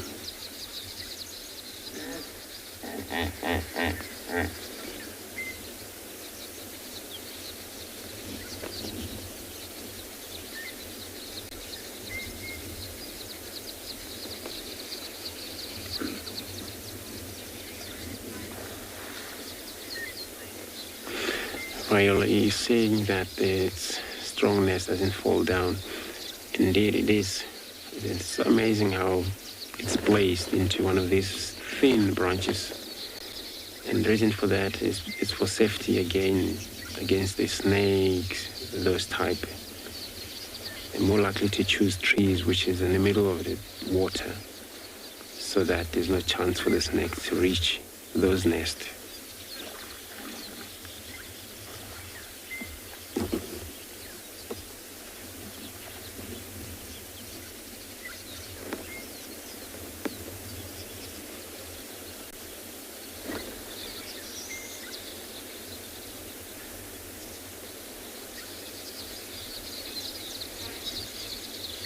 And the way you see they're all balancing here, they're all flapping their wings.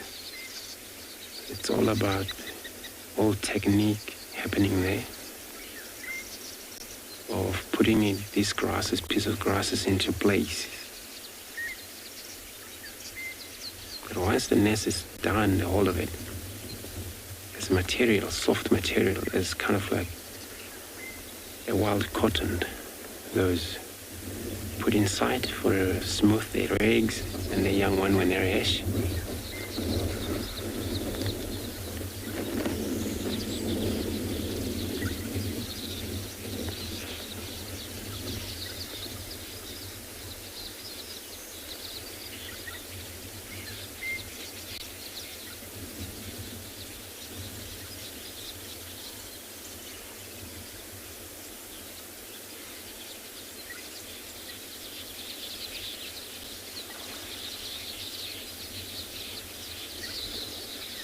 And now pretty much seasonal.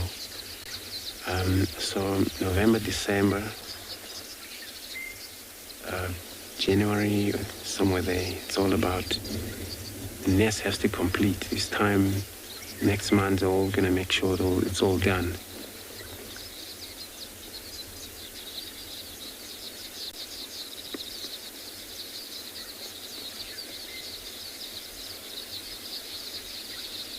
And next season, it may come back to the same area again.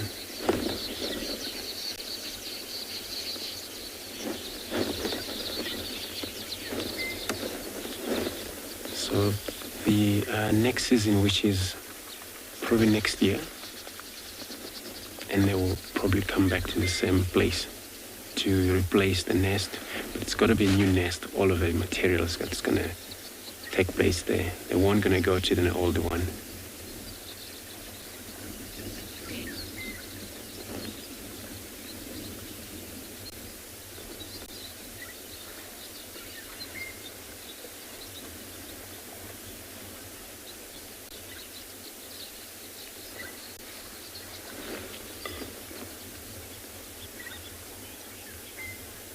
out. You're saying their wings are so fast for them to stay balanced. Yeah, as you see there, because they're actually upside down, but holding up.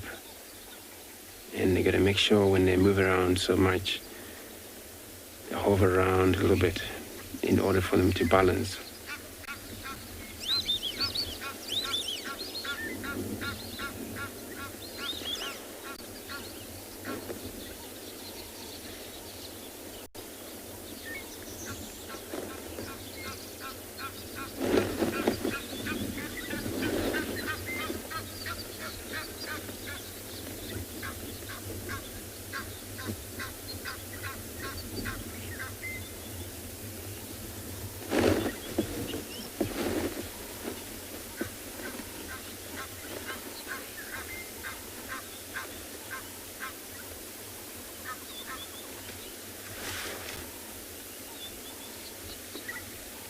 See how our hippo have went too far away. From here, they all went to the end. I'm sure that side, that's where they're gonna make their way out. They all just went to group themselves right in there far. That's actually an inlet of this waterhole. So I'm gonna get close to those nests there, while I'm sending you across to Lauren with something small.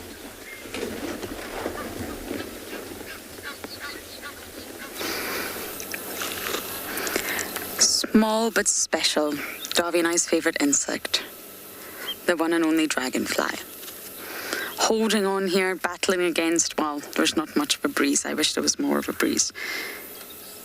But I actually read a really interesting article recently, and it was called Life Without Men, and it was referring to insects, please don't get me wrong in any way, shape or form here, and how they've managed to sort of overcome a huge conundrum for insects.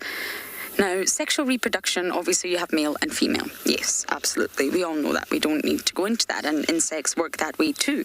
But some insects can actually reproduce asexually. And what this means is, well, I guess they're opting for the single life, but some insects, let's take aphids, for example, female aphids. What they actually do, and it's very, very effective, is that they can simply wait for eggs inside of them already. The eggs are inside of the females, wait for them to hatch, and they simply give birth to other living aphid babies without being fertilized. So they can suddenly have a baby boom in the rosebush in your garden. The female will just start giving birth, and she hasn't mated, she hasn't met a male. You're a tiny little aphid, and you haven't yet searched for a male, and yet you are able to reproduce. Isn't that crazy? You're overcoming a huge obstacle of trying to find a male out here in the environment. And some aphid species, not them all, the female's likened to a Russian doll. You know, those bizarre, I'm not actually sure if they're ornaments or toys. I think they were toys long ago, but now they're ornaments, where you open up one doll and inside there's another doll, and then inside there's another doll, and you get the point. Because what happens is that the female can give birth to lots of little baby aphids, and then those baby aphids actually contain more baby aphids that themselves are already containing aphids. So you can just continue this lineage of giving birth without males. Isn't that absolutely astounding? Now, dragonflies don't do that, but I'm trying to broaden the category here to insects in general. And that means that they can reproduce extremely quickly without having to find any males. It can be a bit of a challenge if you're a tiny little insect and you've got to find the opposite sex. And that's really where hermaphrodites came from, in an evolutionary sense. Now, the aphids are not hermaphrodites, but it's a great way to sort of overcome looking for a male. But once there's a seasonal change, and it's to do with day length, once the day lengths get shorter, it's an environmental cue that triggers a biological cue. And the aphids, the female aphids, actually switch. And what they do is they do seek males. They will mate, they will fertilize their eggs and they will produce both males and females. Why do they do that? Well, it's the absolutely only way the species can survive. You need to mix the genetic material. You can't possibly just reproduce without mixing genetic material. You're only producing a clone of yourself. So for survival of the species, you have to. So isn't that incredible? Once the day length gets shorter, it triggers them to switch their reproductive method. And that's how they survive the winter. She'll lay her fertilized eggs on a plant, and then once spring comes, they hatch.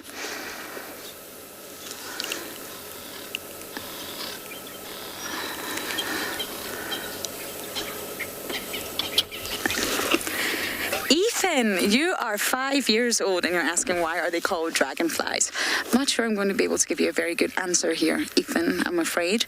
They're fierce, I know that much. I think it stems back way into history. To us, they're very beautiful and they're small. But imagine being a little mosquito and you're flying around and you see this huge dragonfly with massive eyes and big mouth parts coming to get you. It will look very fierce, like a dragon coming out of the sky. They also have very unique biology, and especially when they're in their juvenile phase, when they're in their young phase, like you, Ethan, they also have very unique biology that contributes to the name dragonfly. But to us, they're very beautiful. But imagine if you're a tiny little insect and all you see is this coming to eat you. It's going to be rather terrifying, one thinks. And they used to be much larger. Dragonflies used to swarm the skies. Much, much larger than what we see today. But insects in general have got smaller and smaller and smaller. And they believe it's to do with the amount of oxygen in the atmosphere. It's made it a little bit difficult for insects and their respiratory system to be large. So over time, they've got smaller and smaller and smaller so that it's easier to draw oxygen into their body. They don't have lungs like we do. They have a tracheal system, which is like lots of little holes running around the side of their body and a straw-like system that draws in oxygen through diffusion. So if you imagine the longer the straw, the more difficult it is to diffuse oxygen when that concentration is low. But when that concentration is high, as it used to be back in the day with higher atmospheric oxygen, it's going to be easy. But because that's no longer the case, they then evolve to become smaller and smaller and smaller. There's actually another one up there, Davy. Do you see that one? I think it's because the sun's starting to set that they're starting to become a little bit stiller. Yes, nicely done. But can you imagine dragonflies being absolutely huge and swarming the skies? I mean, as much as I love them, I do think that could be, well, slightly terrifying, actually.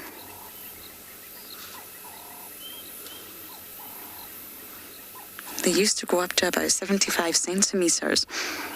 That's huge. So from my small little insect, we're going to send you across to Yappy with something much bigger.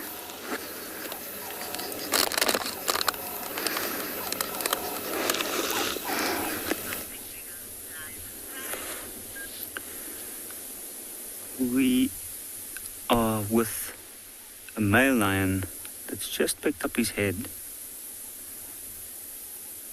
And he's very well hidden in the shade of that magic worry.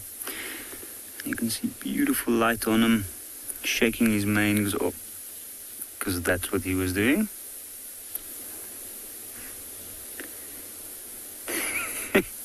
It's been happening now for quite a bit. Down, there's a wildebeest that's snorting from across the clearing that he's looking into, and that's the direction that he's looking towards. And you can see that he has got a very determined look in his eyes suddenly.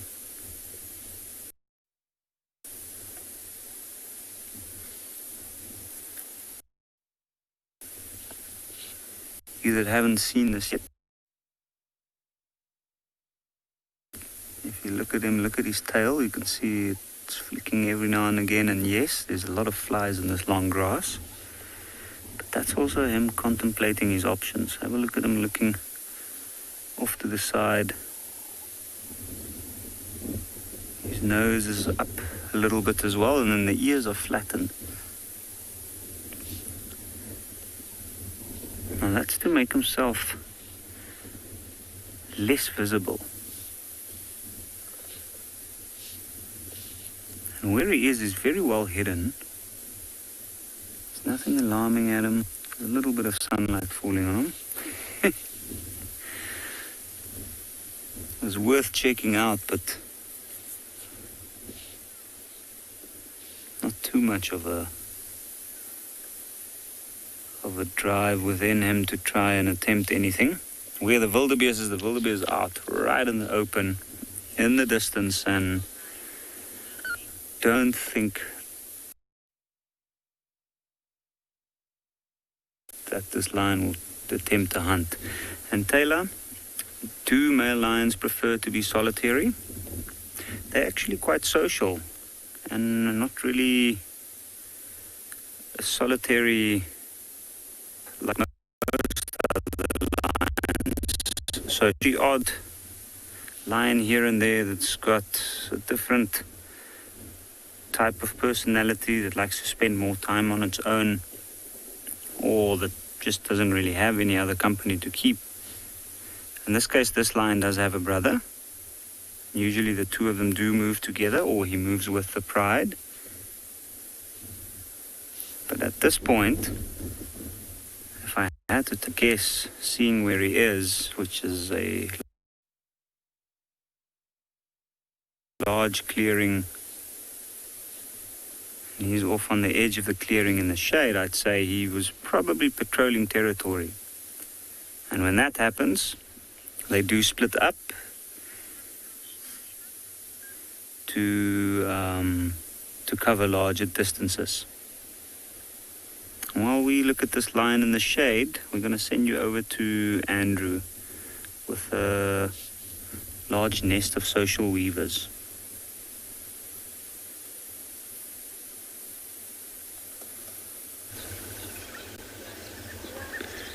Thanks, Yappy. Good luck sitting with the lion.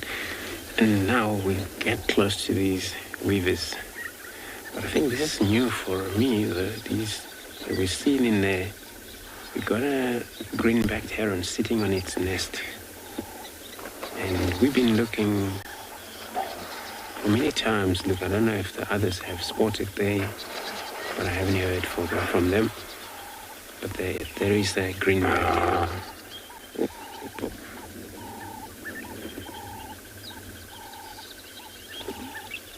So the nest material, as you can see, it's all twigs, type size of twigs.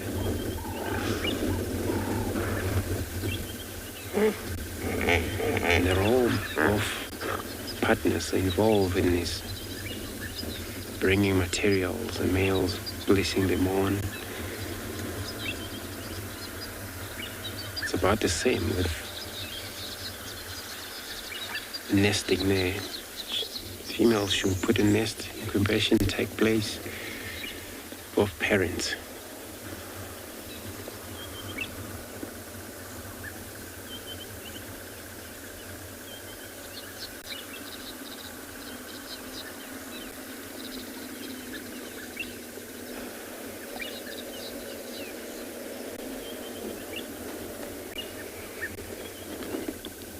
So incubation take place 21, 25 days,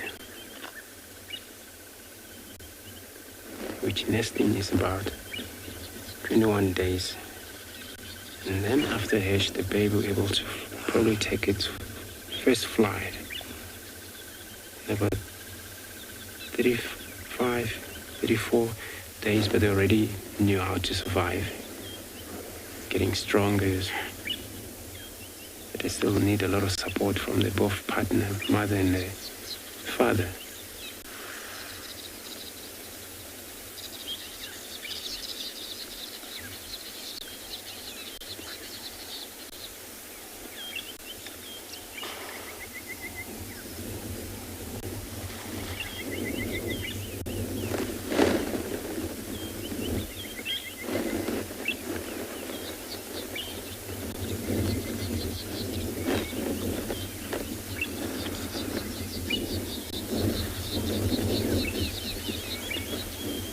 Greenback Heron there.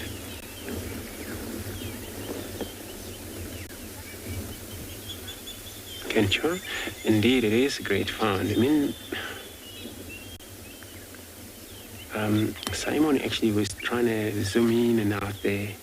You finally come across unique kind of something there, then that's where you zoom in and they discover that it's a bird sitting in a nest, and it's a greenback heron.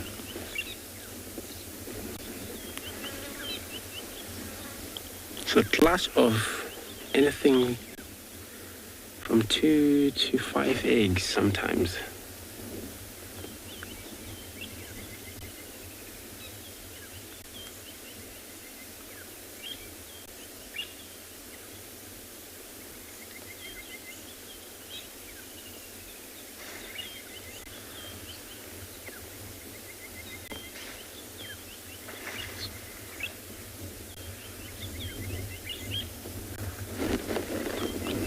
Greenback heron, now it looks like it's up, is the bird that I mentioned when we talk about grey heron.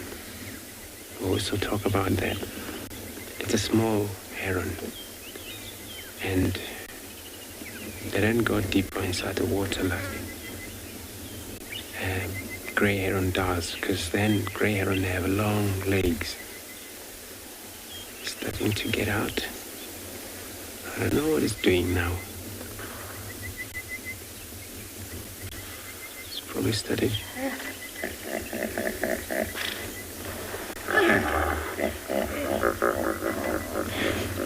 Right. I'll stay a little bit longer here, see if there's anything. But if there's nothing, then arrive. Then we're gonna go. I'm gonna be sending you across to Yapi.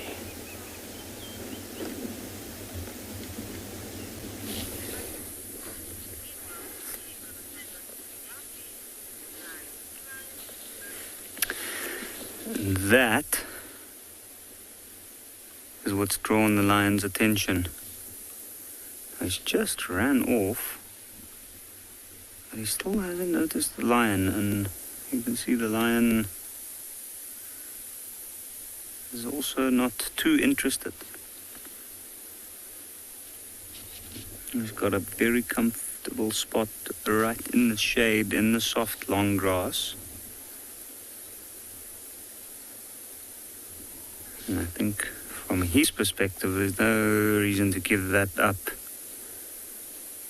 on this hot day to try and hunt a wildebeest, which will probably just run away as soon as he approaches him.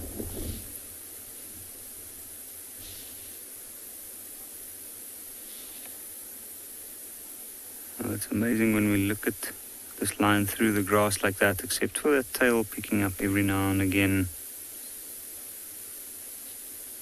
which by now is probably not just the flies bothering him. You can see there's a bit of a hump on his hip.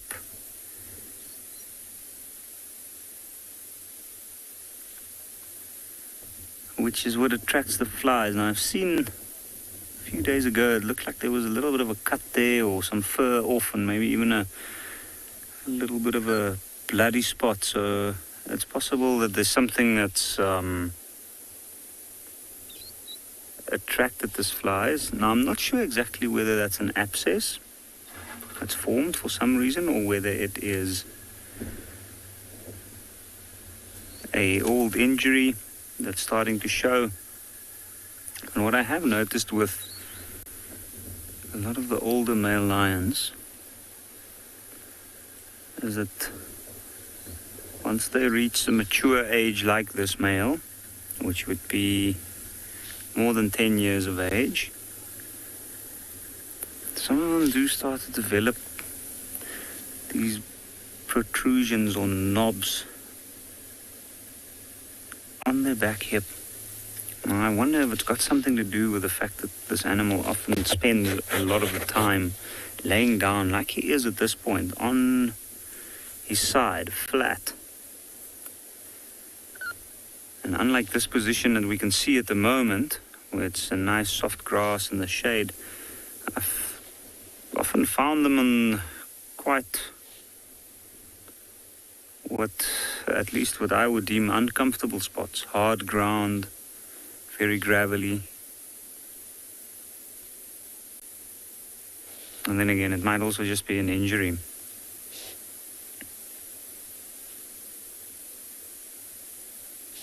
Other than that, if we were able to have a good view of this lion, we'd see that even for his age, he is still quite strong. And at the moment, in a really good condition. He's had a good season. Up until now, even the hunting's been good, and they've had a lot of chance to eat well.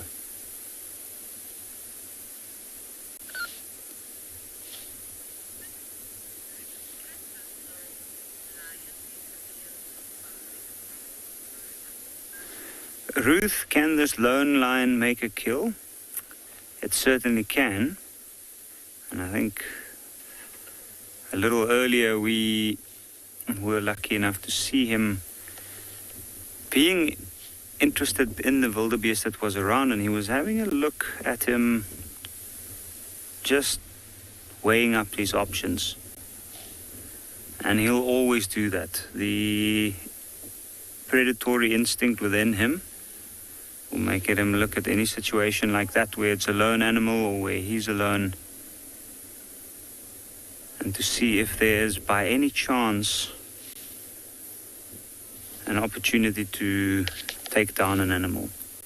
He's certainly capable of, he's strong enough, he definitely has the experience, and I've seen him and his brother on different occasions, each on his own, attempt quite advanced hunts, if you can put it that way.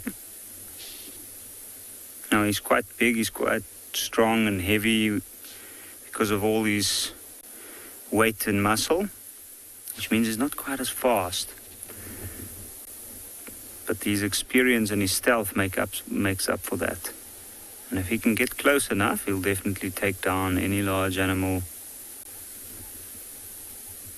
or any decent-sized prey. Now, I don't see, from where we are, if we look at that, we can see the hips and the back leg. And you can see him breathing. If you look on the flank, you can see where the belly starts. He's breathing quite heavily, actually, and it's quite quick. I'm guessing which is because of the fact that it's so hot.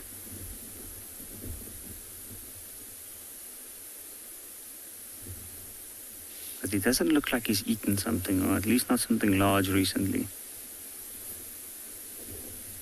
Part of the reason why he is so still at the moment is because he is actually trying to cool himself down. Try to preserve as much energy as possible.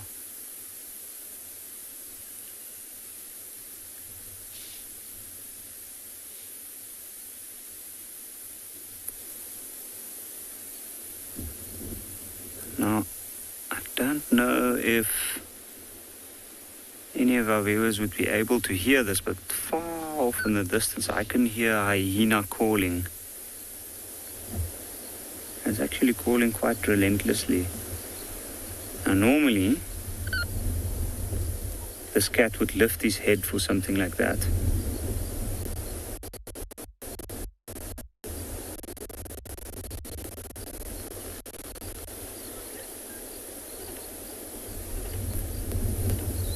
See some slight shifts there.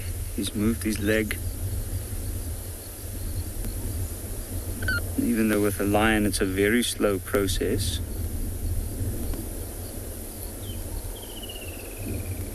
He's definitely going to start thinking about making a move not long from now. I think it's cooled down sufficiently. So I think we'll sit with him for a little while longer.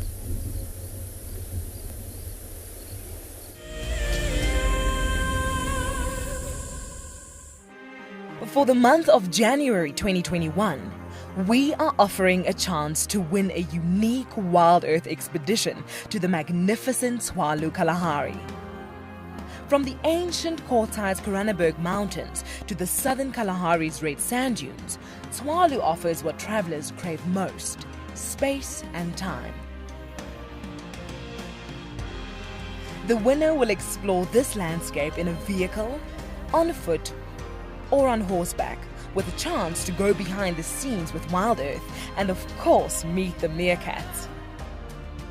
The prize includes a 3-night stay for you and a friend at the luxury Motsu Lodge, including flights from either Johannesburg or Cape Town.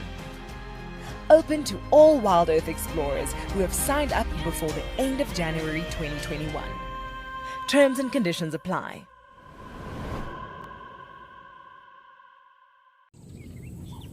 My name is Moritz and I come to you live every day from Tswalu Kalahari here in South Africa. My favorite thing is probably the predators, and as you can see, we're looking at some of them right now.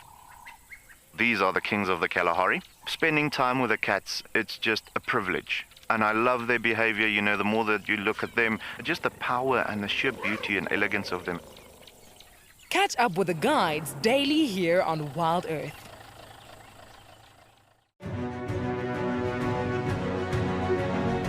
Hello, boy. You are a monster. And he's coming right up to us. Hello, boy. Oh, settle down. Settle down. He is very, very close. He's pushing his trunk against the car. You can feel the car moving. Hey, hey, hey, hey. Stop that. Expect the unexpected here on Wild Earth daily.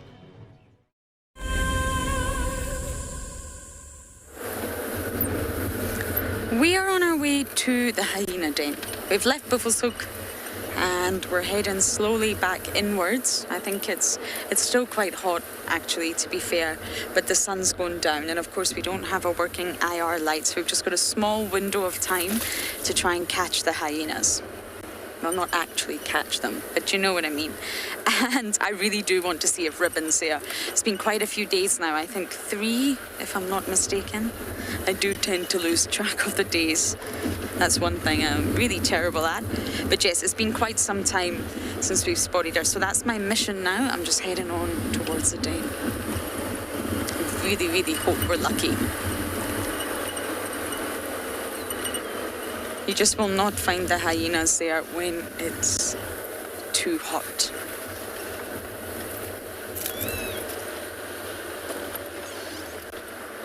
Can you get them from here, Davy?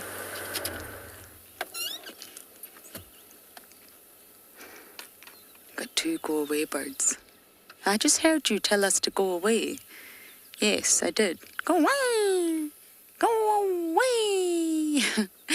Debbie, they use existing termite mounds, or it depends on the area that you're in, but at least in the Lowveld, they use existing mounds that have been built by the termites themselves, normally modified by aardvarks or porcupines, and then you will find that the cubs do their own sort of adjustments, if you like. They do their own little bit of construction, but generally speaking, they do not dig into the burrows from scratch. They've not really got claws that are specially adapted for digging. Their claws can actually be quite blunt a lot of the time. They don't use them in hunting. It's not like the protractable claws of the cats or that of a digging animal, such a porcupine.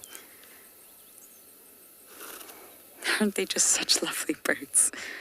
I mean, if I was a bird, I would want feathers on my head just like that. Quite monotonous and bland in colour. But I mean, look at that mohawk. Ah, and off they fly. So off we must go.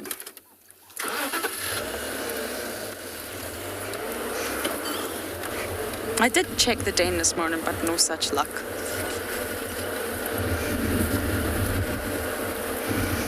Okay, so I'm going to make my way towards the den. I've got my fingers and toes crossed, and we're going to send you across to Tswalu for another silent segment.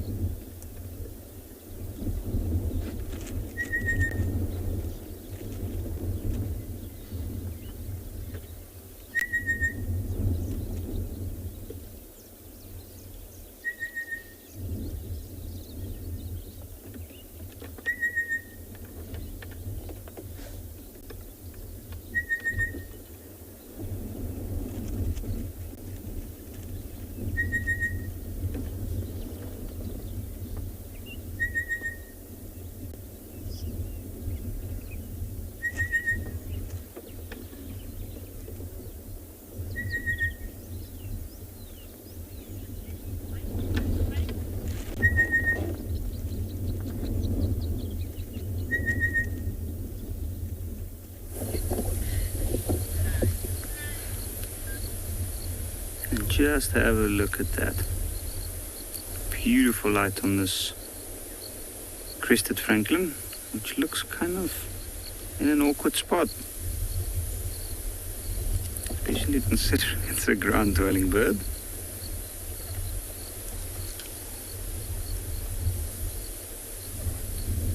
Yes, one always has to climb down and back up. That way maybe the view will improve. So, it is a ground-dwelling bird. If you have a look at it, you can see quite a large rounded body, relatively long neck, and then short legs. More adapted for walking on flat ground. And there it goes. So the reason it was up there is because that is a very good viewpoint to look at danger. And that is the dangerous African lion right there in the shade. Looks like he's fast asleep. So that little bird came walking around, foraging around the taller grasses at the base of the tree of which he's using the shade. And because it's not very tall and the grasses are so tall, it didn't see the lion up until it came right next to it and got the fright of its life and ran up that dead stump we saw it on just now. Now, this lion has rolled around and he's facing the other way. And what's interesting is now I can actually see his face slightly better. And if you have a look at him now, even though he's still breathing what seems to be quite heavily, it's not very, it's actually quite normal. His ears aren't flicking. It's moving a little bit, and I think it was picking up on the noise of birds at the back. I can hear something spooked them.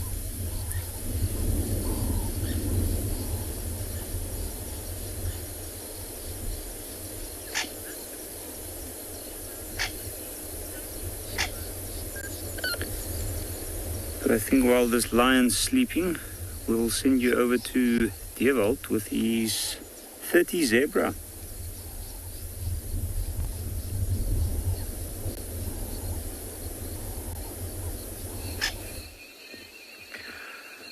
We are back out after quite a heavy rainstorm, but just for a brief moment, and it stopped raining for now, and we've got some beautiful zebras here at the airstrip in the southern part of the reserve, and you can hear all the frogs going crazy and singing around us with all the water that's now around all of a sudden. We had about 14 millimeters of rain within 10 or so minutes, 15 minutes. But have a look at these zebras. What is interesting of these two is the one on the right, that is that reddish brown color, and you'll see he's gonna move over the road soon, or he's close to the road, and you can see the swirl is this red color from all the iron in it. And then the zebra on the left is actually quite light in color. Quite interesting seeing these two together like this. But this stallion that you're on the right hand side with the brown coloration has been listening and looking quite intently towards the right hand side, and I can hear some birds' alarm calling and making some sounds or so. And he keeps on listening and looking in that direction, so I wonder what is there. Maybe there's some other zebras around. But he's definitely getting irritated by the insects a lot. A lot of stomping of his legs and biting back. So he's picking his head up and listening quite intently ahead.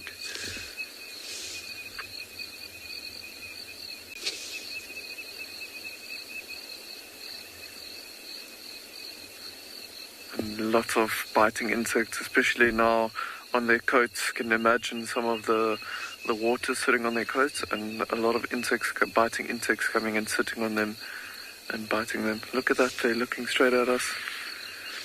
And look at this beautiful view that we are right now. You can see the mountain the storm came from, and it looks like it's getting pretty dark in that direction as well. So maybe some more rain a little bit later on. And we've got like a bit of a hole in the sky with some light coming through as well. But these zebras, let's see where they go. They were actually standing right next to our vehicle earlier, and then all of a sudden just started trotting into that spot where they are now. And whatever they are smelling or looking at.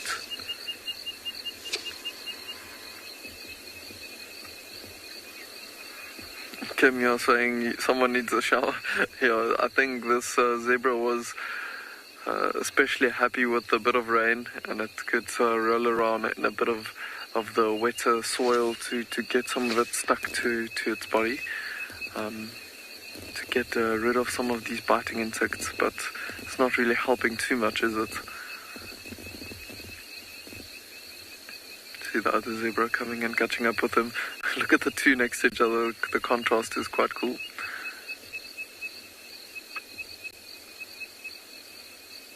And the wind is kind of blowing from us towards the zebras, but they're not listening to us or looking in our way, so I don't think it's our smell that's making them look and listen. Oh, the one's just turning his head towards us now.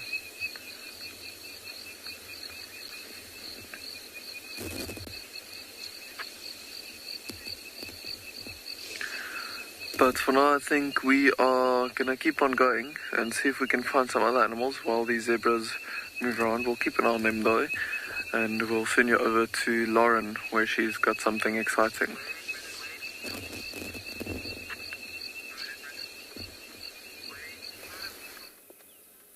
Very exciting. This is what you call an active hyena den. Hello, madam. Where do you think you're going? Everyone's very busy. We've got Heart's the adult. And then we have both her cubs, Higwazi, Shimbulu, and Corky's daughter out. Everybody's here except June's little bug. Junebug. I love that. Such a great name. Sadly, no ribbon. It doesn't mean, please don't think the worst. She could have been here and we've just missed her. She could come here during the night when it's a lot cooler. They're nocturnal after all. She could be waiting underneath a leopard, hoping for an impala to drop into her mouth. Yes, she was limping. But let's not worry just yet. Got a lovely greeting ceremony happening right in front of us. They learn that skill very, very young. And although it's very bizarre to us, it's really important for the social structure of hyenas. It's really, really important. All clan members will greet each other this way. And it's a way of saying, you're part of my clan. No matter what your rank is, we're clan members. I'm exposing my genitalia to you, and that means I do trust you, and we're on the same side at the end of the day. Yes, they sometimes get aggressive with one another and they need to establish their rank and their dominance, but at the end of the day, they are part of the same clan, and it's really, really important that they have some sort of connection, and that's what a greeting ceremony allows.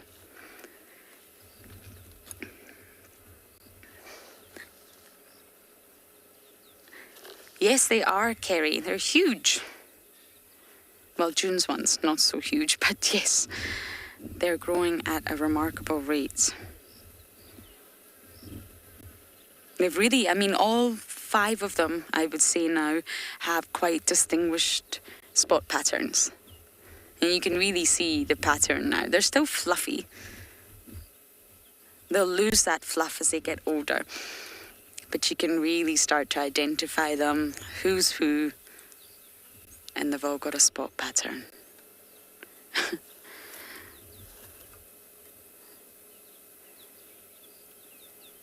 I wonder if there was a carcass here. It smells a little bit funky and the cubs have been chewing on something. I wonder if they had something delightful early. Okay, so I'm going to sit here a little bit longer, and for now we're going to send you across to a silent segment at Tswalu.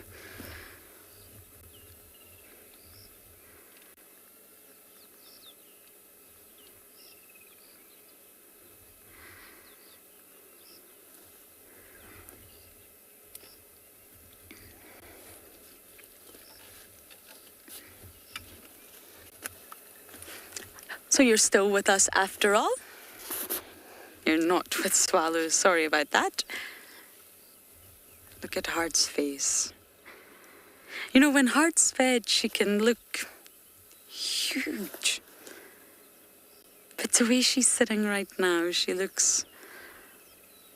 Angelic's definitely not the right word. But she looks very, very sweet right now. She's got her head on her two paws. She's definitely a dominant female, absolutely. But I still don't think she's more dominant than Ribbon or Ndima. That I guess time will tell what's going on with the Djuma clan. They can't really afford any more upset. Small clan, been through a lot of turmoil. Ribbon went from rags to riches. I think it was you, Michael, that came up with that one, and I loved it. She was at the bottom after all. Lots of upset, loss of cubs. But they're starting to thrive again. We've got 6 cubs here at the Djuma clan. Oh, there's a little one, and I don't think Davi's going to be able to see it because of the way I've parked. He's going to say, I told you so. Are you going to say that, Davi?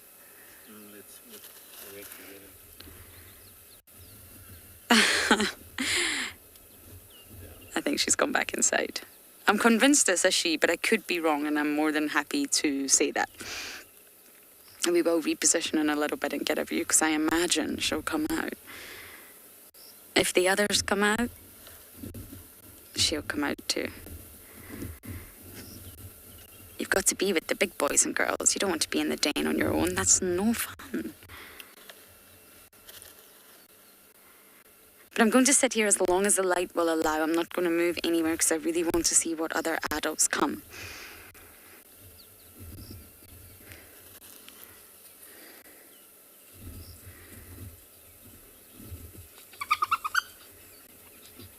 What just happened there? It was Heart's little one acting dominant over Corky's daughter, from what I can see.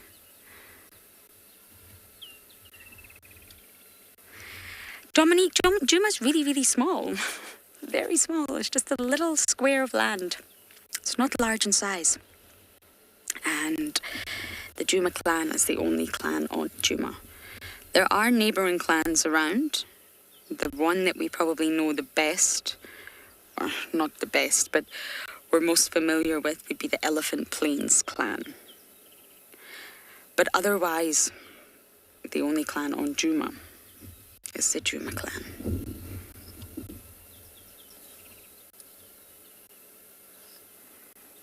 And it's also not a big clan. But I also think there's lots of information that we're missing. I think there'll be a clan to the north that could come from the Manguletti side. There'll definitely be a clan in the Kruger to our eastern side.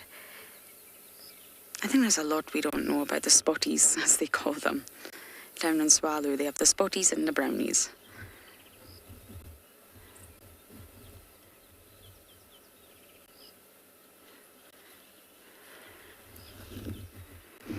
I can definitely smell some sort of carcass. I can't think what they've had, but they've had something.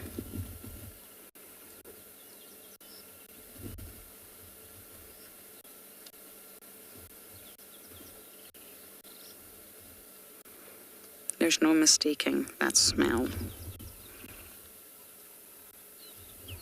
Rotten flesh.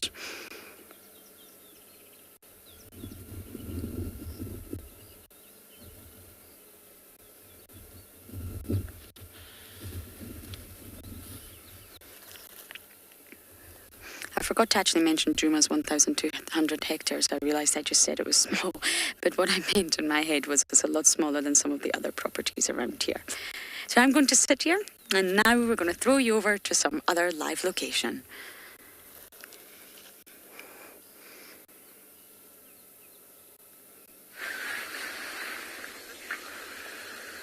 We just came around the corner to check this watering hole that's here next to us, and we found, oh look, oh my goodness, it's going. Why on earth was it going so quickly? We were sitting here for at least 10 minutes, and all of a sudden this crocodile's just gone down. It's going down all the way to the water. Just keep your eyes peeled close to the water there.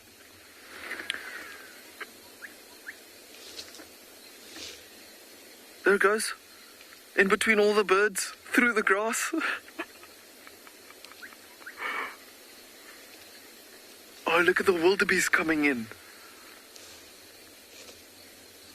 There's wildebeest right there next to us. I wonder if the crocodile realized that there's wildebeest close by and then went straight into the water.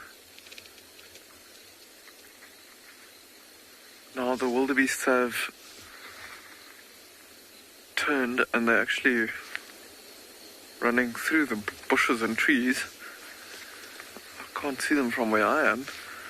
I wonder if they realized that the crocodile was there. Yes, they're all running back in the opposite direction now.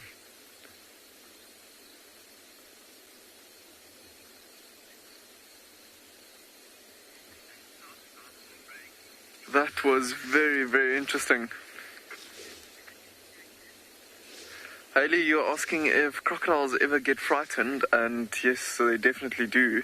Like this one, I think might have gotten startled from the footsteps and so of maybe the wildebeest and stuff close by, because out of the water they do feel quite vulnerable, I think, compared to in the water. They are more well adapted to being in the water, but also this crocodile, I think, maybe didn't get if it didn't get a fright, maybe it just went back into the water there to see if it can maybe get in a position to maybe prey on some of these wildebeest or so. That was very interesting. Literally, as you came to us, it just got up and went. And I don't know if you saw how quickly it could move on land. Much quicker than what you would think.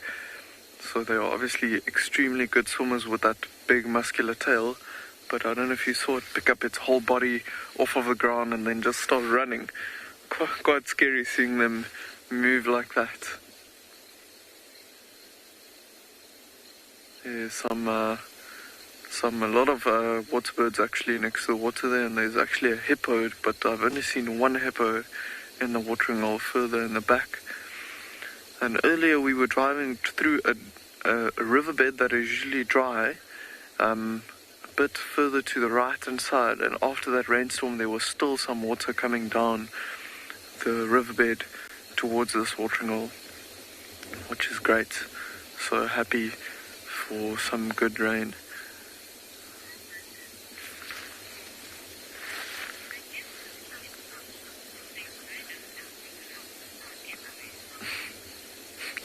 So there you are saying that it's not safe to walk in the bush, even because there might even be crocodiles around.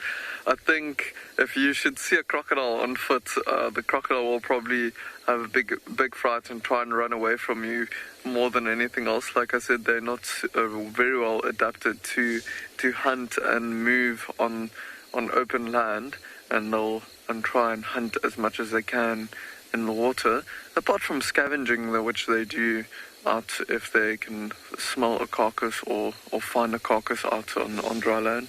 But I think you are safe from crocodiles out in the open while walking. But that hippo that's there in the back, he's just disappeared underneath the water. That would be something to be very careful of out of the water. Again, every year now and then, hear some monkeys alarm calling in the distance as well, but there's lots of frogs calling as well, lots of water lying around after that rainstorm that we had. The crocodiles, just his head and nostrils sticking out, trying to cover its whole body under the water. I wonder what it was doing so far out of the water. Maybe digging to lay some eggs. Miss Anjan, you're asking how many crocodiles are in this particular watering hole. it's impossible to say, as crocodiles can actually move long distances over land to get to water. And this particular watering hole is just a small watering hole, or is quite a big watering hole, but one of many watering holes that is on the reserve. But also we have Lake St. Lucia, which is not too far away from where we are. So crocodiles can easily cover that distance and go to that one. So it's impossible to say. But we have before counted at least 40 baby hatchlings or baby crocodiles on the bank, and I'm sure they are all still around, and they'll probably only leave this watering hole when they get much bigger and older. So there is lots of tiny ones, but I've only ever seen 2 big ones here. But when it comes to water in Africa like this, you should always assume that there is crocodiles and more than just one. Oh, look at that crocodile just disappearing underneath the water there. And oh, there you can just see his back coming out, starting to swim a bit, going from right to left. If it's very shallow, you'll see his back sticking out a little bit, or when he makes himself a bit more buoyant. But I think the sun is setting quickly, so we're going to see if we can go and have a look and find some cheetah, and we'll send you over to Andrew.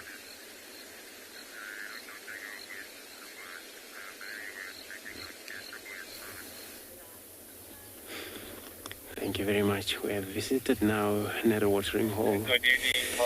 So as you can see here, it's quite a lot of nest material that was happening, or it's happening in these very dry trees over here, and that made by all buffalo weavers. They are very much social weaver, able to do that. Now across to that further away, there is a tour of kingfishers. Fish eagle, yes. So sorry. There's an African fish eagle sitting in there, pair of them.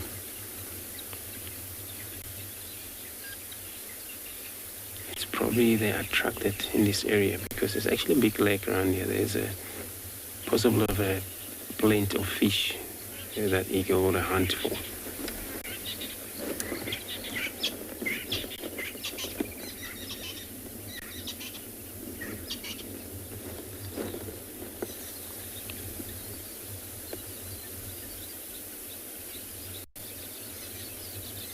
Now all breeze,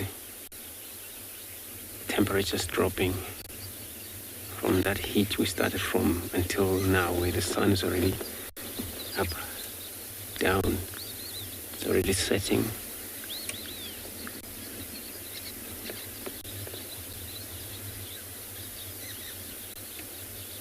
And all sounds of birds will come about. This is when they're gonna greet for the last time.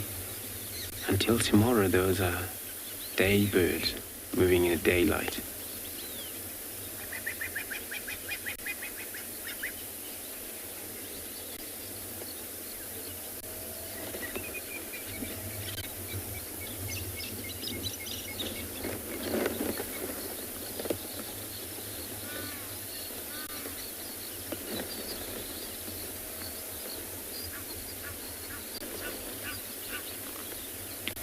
So, African fish eagle, they are greater hunter. From sitting in that position,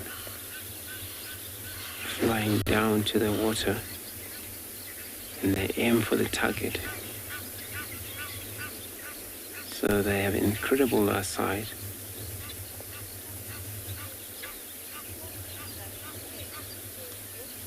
Adorable. You say it's what a stunning pair. Indeed, it is. Beautiful pair of them there. And only when they're together like this, to tell the difference from male and female is by looking at the size of the bird. They all look the same in color, but the female's a lot bigger, male small.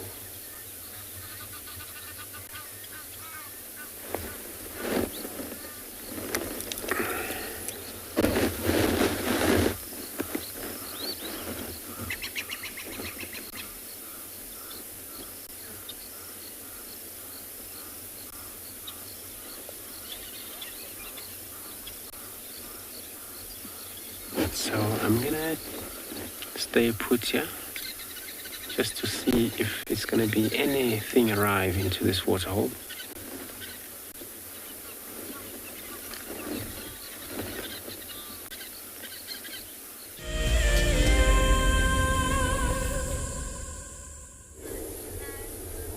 And how beautiful is the sun setting in that sky. Beautiful calm before the storm. Somewhere over on that side there's a huge storm brewing. And as the sun's setting, I think let's sit and listen to the night sounds.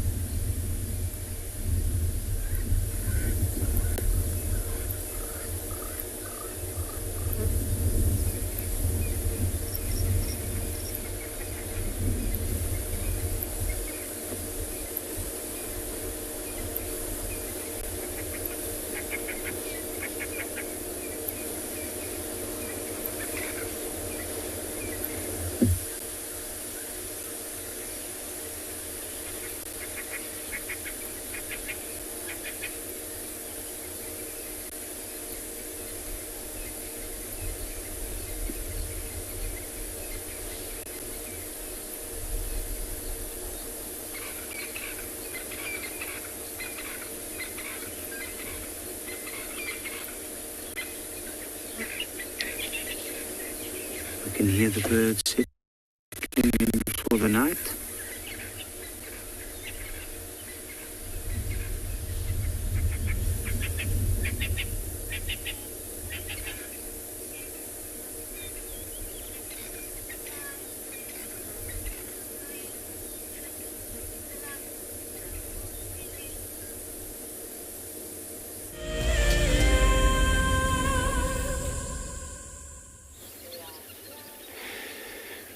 Thank you very much. So I still haven't moved here, and what you see on the background there, it's all our water bugs, and it's quite a nice, beautiful open area here. Now it's getting dark, or it's about to get dark. That old antelopes, impalas, those around here, these are the ones that won't be in the thick bushes. They will probably patch into the open area very much for the night.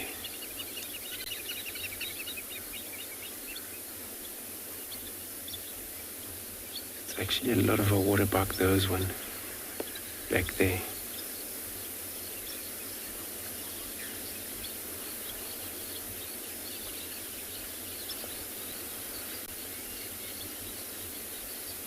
But it is usual for waterbuck females to form a group of all female different age. Wow, that was our African fish eagle that was just making sound, both of them together.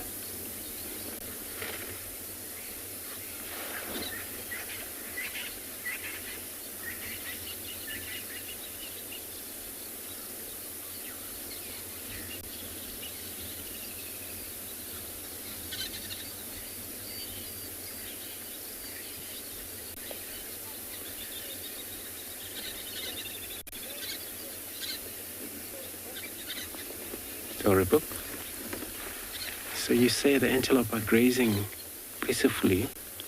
Yes, you're right. And especially it's very open, not disturbed right now. looks like they had maybe there's a one single call from impala that make them now look. But that I think it was not a serious alarm call, so they're all going to be fine, all of them right now.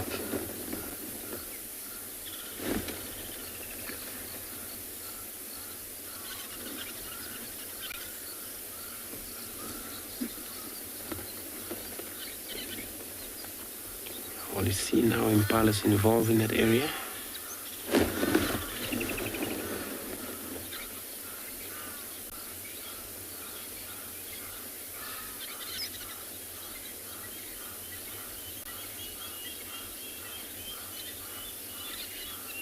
This is very interesting about the herbivore species, where they sometimes tolerate each other in different species, especially impalas and these waterbuck, wildebeest.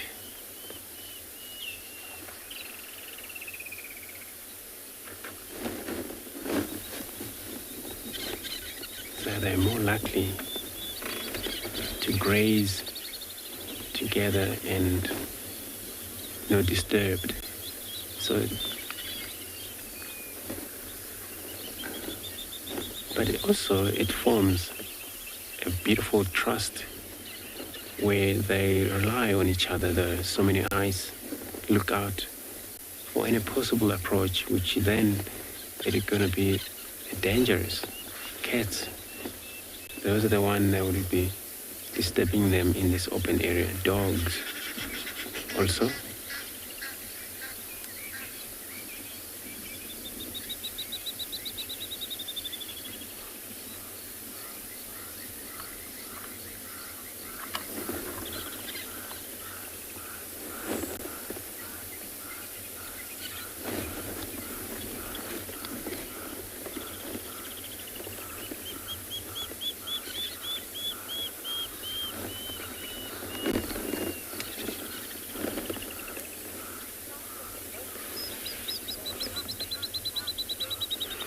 RJ, you're saying sound of the bush, it's nice and relaxing. You're very right indeed. It's actually coming to in a beautiful end of the day like this. All you hear, all birds. And the hippos in the background. These ones are also going to get out soon. Sounds of the birds that they actually don't move at night. It's so good that they all communicate. So tomorrow they will know the direction of their other partners, where they are there, and they will be hooked up again the next morning.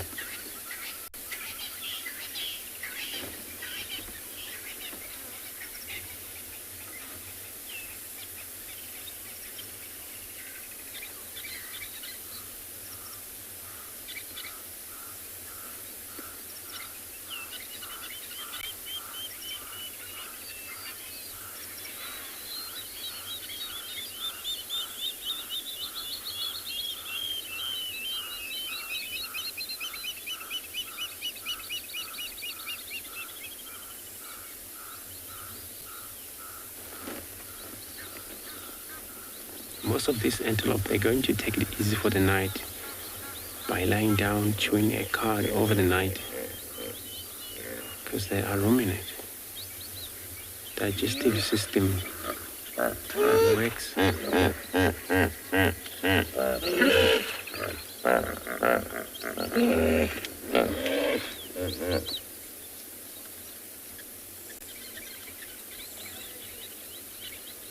Such an amazing sound from the hippos.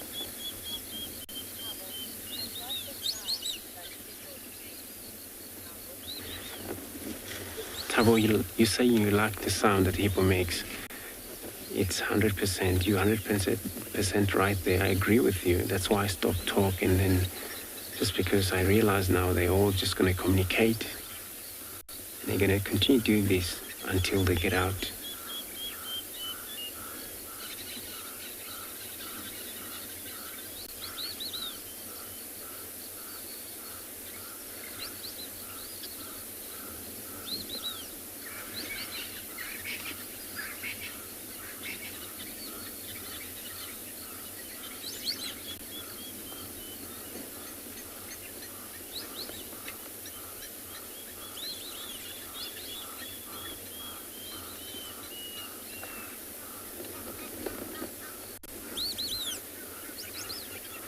beautiful yawn.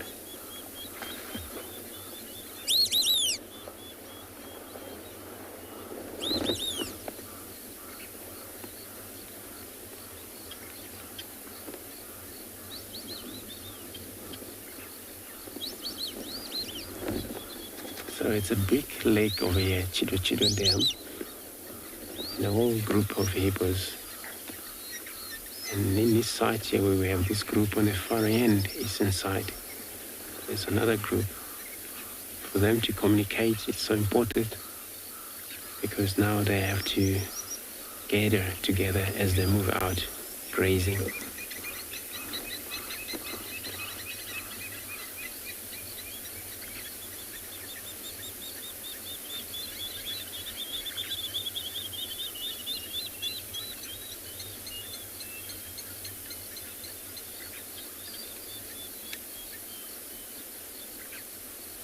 And it's just grass.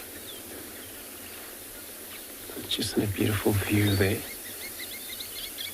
of the whole edge of the dam on the far east.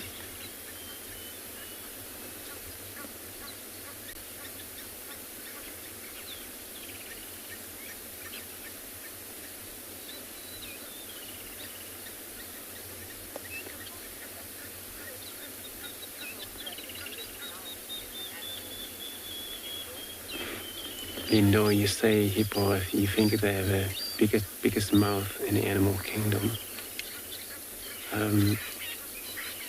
They do have a big mouth. And I'm just not too sure if when this mouth open compared to croc, which one opened the most, but I think hippo would be still the one then.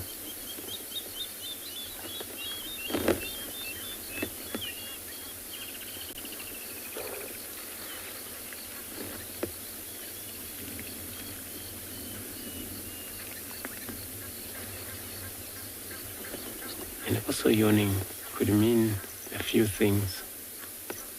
Warning whatever's around, or just normally behavior that do yawn, and they're showing this massive bottom canine modified tuskus teeth they have, which is a serious weapon in them.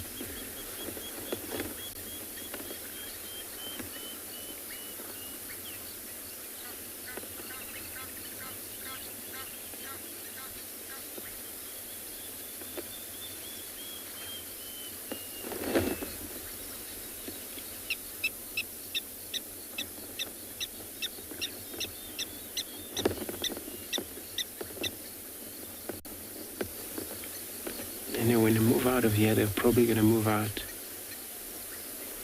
to the far east or to the northern side of the dam here, because the south, that's where the camp is. If it's going to be a lot of activity there, they won't like it. They will probably come out to the northwards, where when they get out, they move anything from 4 kilometers, 5 kilometers.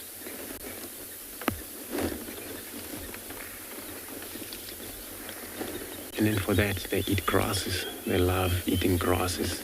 They every time have a specific area where they revisit it over the night, and every night they're around where they start the area where they mow the grass around the mound for the new shoots for the next day they're around. So they prefer very short grasses. They don't chew cud at all. They're not actually ruminant animals. They're free-handed.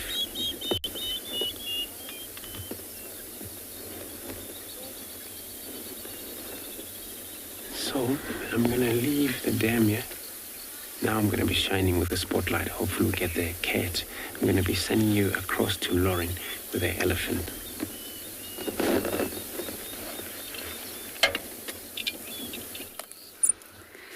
Now this unfortunately will most likely be our last segment as Wendy, as it's just getting really dark really quickly. And I realise I say Wendy a lot and some of you may be confused. It's the name of the car. Instead of saying Davy and I, we say Wendy. We are Team Wendy. Andrew's on Rusty and Jigga, well, Jigga passed away a long time ago. But we're just admiring the elephants on quarantine. We had to leave the den, I'm afraid. Hart decided to get up and go, and there was no other adult. And as you know, we don't stay there. It's just very good practice not to stay there when cubs are very young. Ribbon's pair are fine, but the other one's not so much, especially June's little one. You don't want to encourage youngsters to come out and be all too familiar because the vehicle's there, leaving them vulnerable. Can't put youngsters at risk when there's no adult. So still no update on Ribbon, but don't worry, I will not give up. You all know me, I'll be at the den first thing. There's actually elephants everywhere, Davy. I've just realised. We're losing light, but we've got elephants in front and elephants to the side. They're everywhere. It's nice to see big herds on quarantine.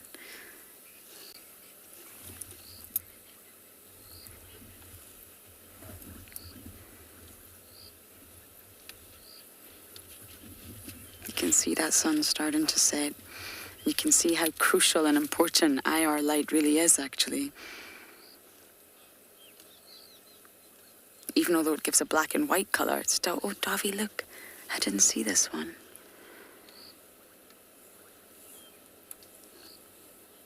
They're all just coming out of everywhere.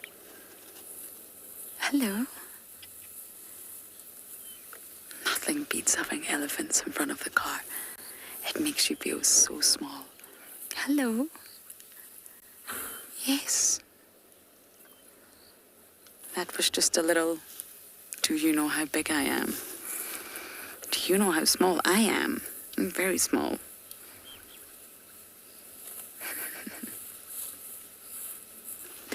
Some of these youngsters around the sort of teenage years, they love to just show their size. Dolly, yes, the elephants are coming to say goodnight. They really are. They're coming out of everywhere, and it just shows you how careful you have to be in the dark. My eyes are already struggling. Crepuscular times of day. Human eyes are not equipped for that low ambient light. And therefore the elephants are coming out of everywhere, and I wasn't seeing them all, so that's why you have to be very, very careful when driving around at night time. There we go. I think we've lost far too much light now, I'm afraid. You can just see the tail end of the sunset.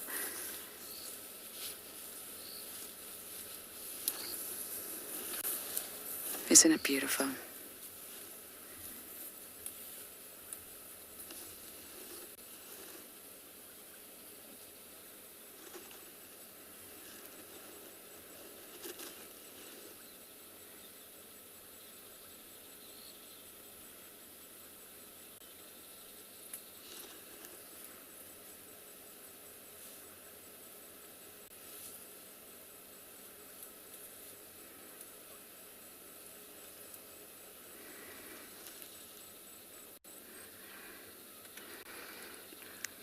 That's such a wonderful sighting. We are going to bumble home now, I'm afraid.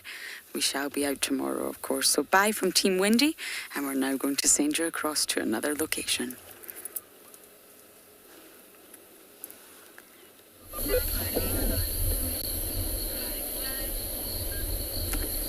And now it's started to get dark here on Ingalla, and we are currently looking at a white-backed vulture way up in the top of a dead Peter's fig.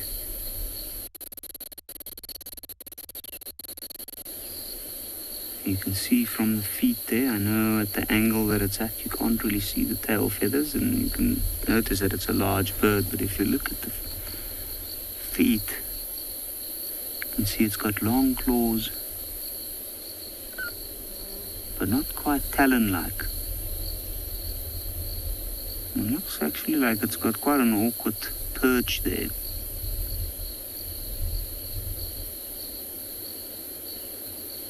Now at night,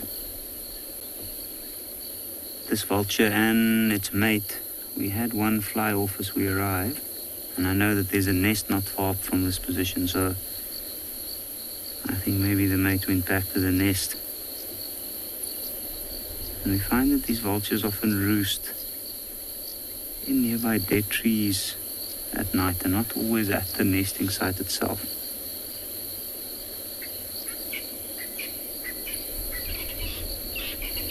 You can see the breeze blowing up there. If you look at the feathers around the vent area, you can see the breeze going, and then from the weight of the vulture itself, you can see the entire tree at the top shaking. So as the branches are moving, this vulture is trying to balance itself, and that's why it's got this kind of awkward perch with the head kind of forward. We can't even see it at this point.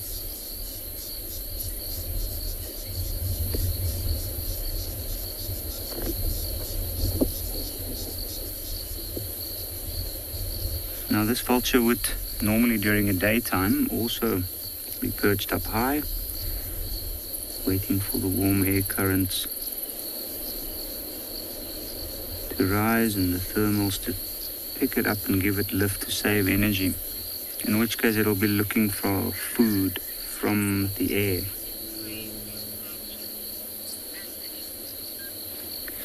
Anthony, what preys on vultures? Now, generally the rule of thumb out here is anything that's larger and eats other creatures preys on something smaller. But the vulture, from what I've noticed, cats.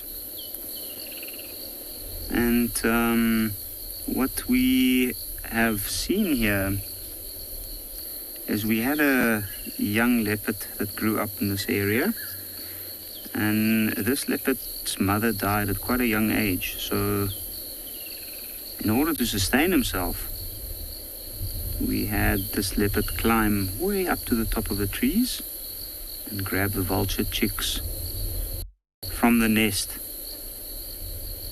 Well, technically they were very exposed against a resourceful predator like that. On one or two occasions, he was seen eating large vultures as well. You can imagine a big bird like that, which normally preys on dead animals and spends a lot of time around large predators. They respect the larger predators, but they don't seem to have an innate fear for them, and they spend a lot of time around them, so they should have some knowledge of their behavior and what they're capable of.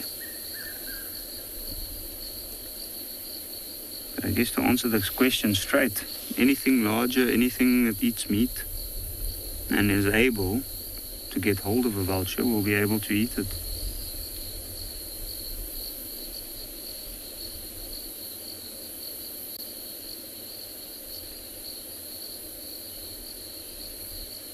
And this is not a bad spot to be nesting. It's right on the bank of the Timbavati riverbed. It's got a lot of these big dead trees nearby, which is what a large bird like a vulture mostly use. Because of its bulk, its very large wingspan, it's difficult to fly into a tree and perch into a tree, especially one with a canopy or with lots of leaves and small branches. So they tend to go as the parent option, which is usually at the top of this really big tree.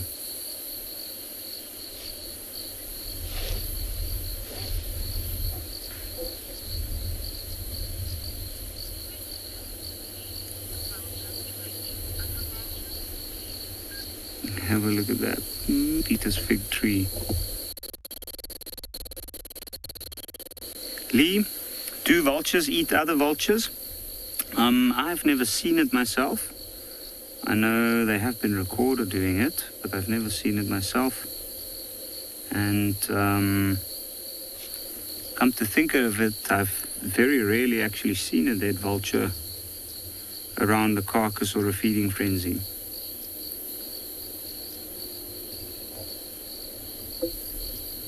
I have seen them feed on hyena, a dead hyena before, interestingly enough. The only creature I saw feeding on the dead hyena. And maybe some of the vultures will feed on the others, given the chance.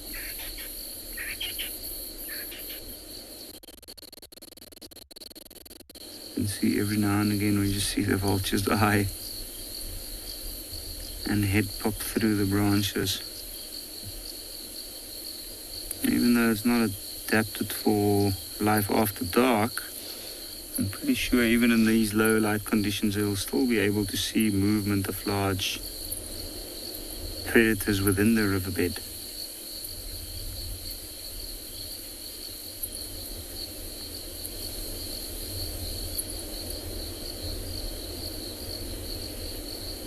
Things like lions. I know there's been a lot of lion movement in this area lately. We suspect that there might be a lioness with a den somewhere nearby. They've had a zebra a long ago. In fact, only about 100, 200 meters from this very spot.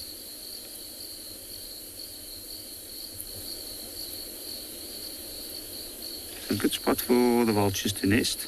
Lots of opportunities. Now, the tree itself is also quite interesting. This tree took about 2 years to die, actually. And Fiona, do vultures eat some sort of vegetation? I don't actually know, to be honest. I've never seen them. I've never heard or read about it before. And it is possible. I know that predatory animals, predatory birds, often they do eat some vegetation to help them with the digestive process. So I'm really not too sure.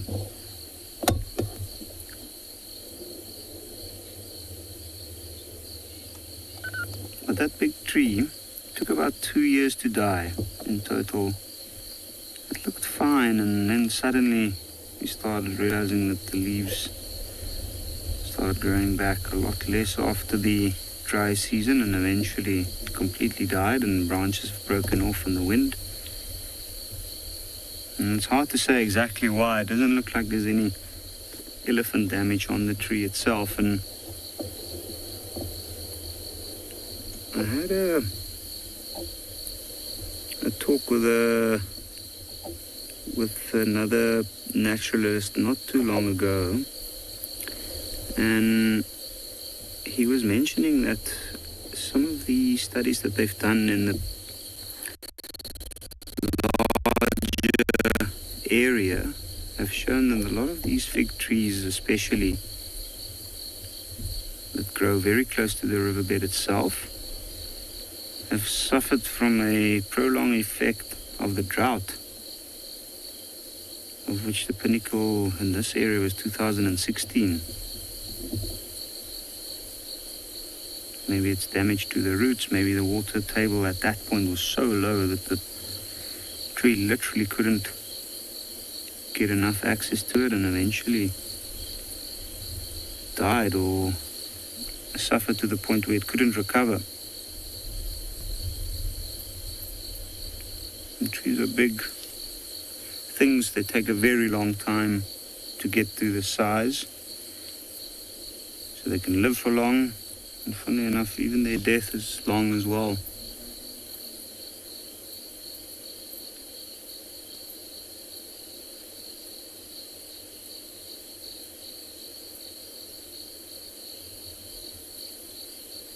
Would be a good place that for a leopard to pull up prey or hoist prey. Would be a brilliant tree for a nesting site. Funnily enough, there is no nests in it yet. I wonder, it might be maybe creatures know that it's not sturdy enough. Maybe the branches break too easily. Figs do become quite brittle, and the branches do break easily, even in the storm or in the wind. I think eventually that's probably what's going to be the end.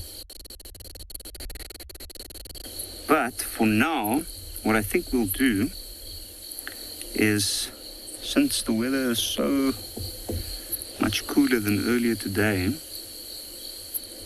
and we're along the riverbed, I think we're going to continue and see if we might find some of the shy nocturnal creatures.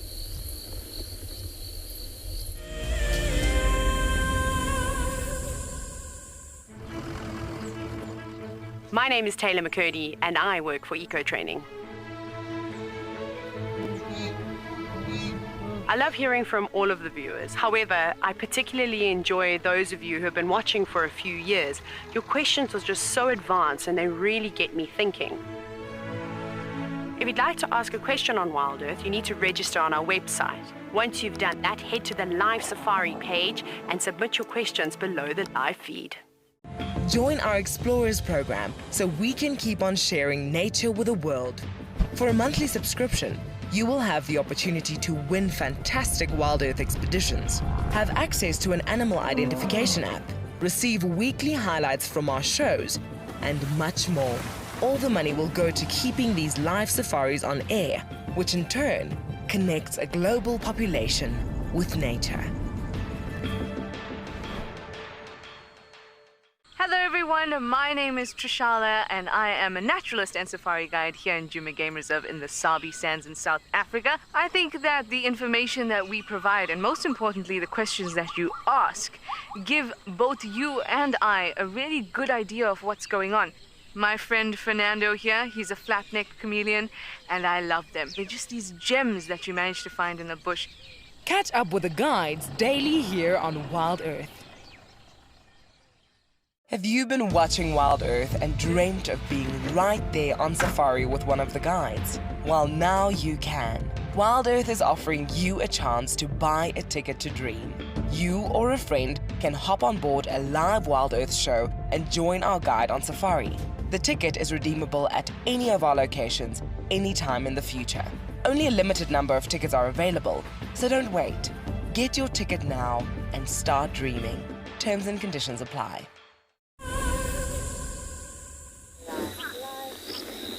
Thank you very much. We found a male giraffe and he's very stationary.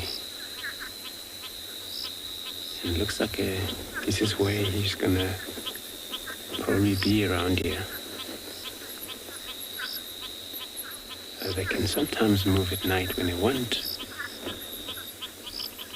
but they can sometimes spend time in one place when they want to lie down.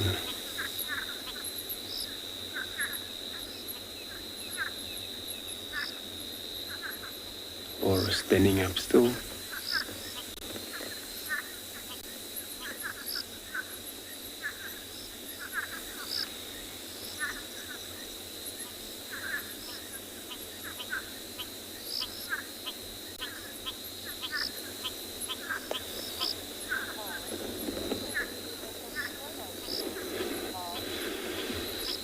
Charles, you say it seems to be nocturnal animals. Actually, in fact, we're using IR light, so and that's why when you look at the color, you still see beautiful color, but you know, we don't shine at them.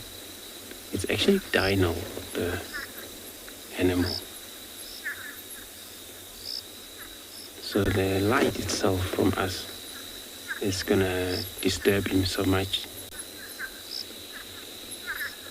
But like this, it's fine because he's not affected by anything from us right now.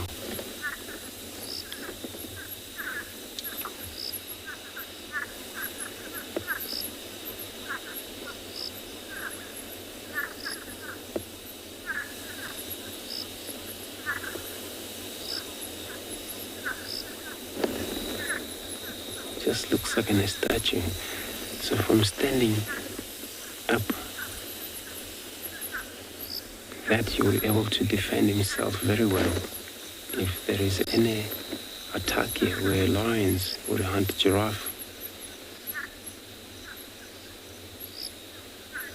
during the day or at night. But it's got to be a pride, more than one line.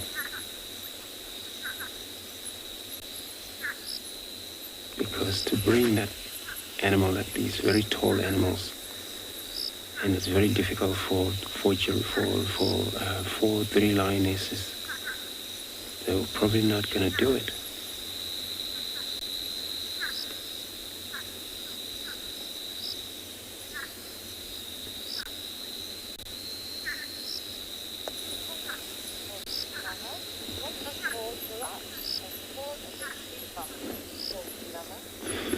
So, horse lover, you say it's what the tall giraffe. Looks like almost size of the tree over here. Some trees are slightly shorter, those are small, of course. You would be around 5.5 to 6 meter tall as a male. That's average height. And he's very tall.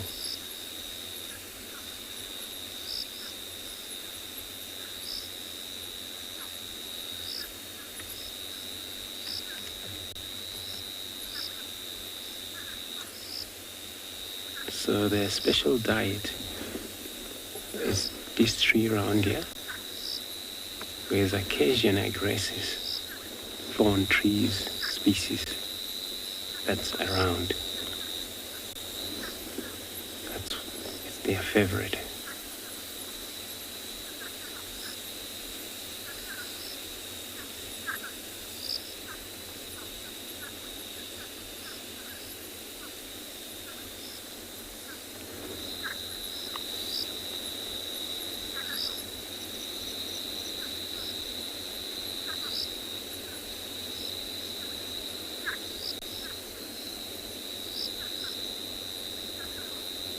And a browser. Just a very long tongue would be able to help them get through these foliage trees, canopies, select leaves with that prehensile tongue they have.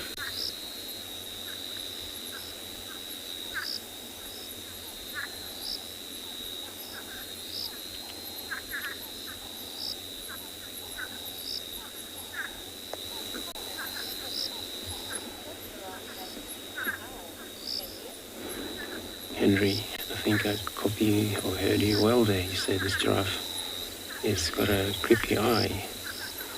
They have such incredible, beautiful eyelashes. And their eyes are actually big enough, but suit the whole body of animals, also neck. They have a brilliant vision. They can see far away. Because they have tallest neck, they have advantage of seeing around them. What easy.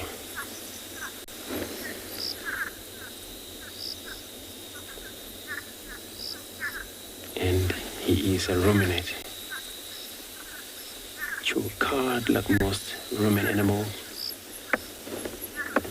He was able to do that. They're standing up, which is not easy for such an animal like this to be able to regurgitate. Card to the mouth, rechew again.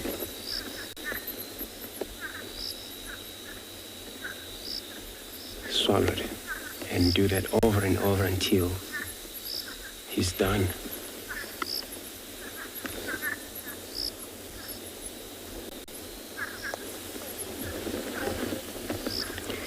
So everybody, we're coming in the end of the show for this evening, or this afternoon, until we meet again tomorrow in the African time, 5:30 Central African time. We all wish you the best of the evening until we see you tomorrow, bright and early. From us, goodbye.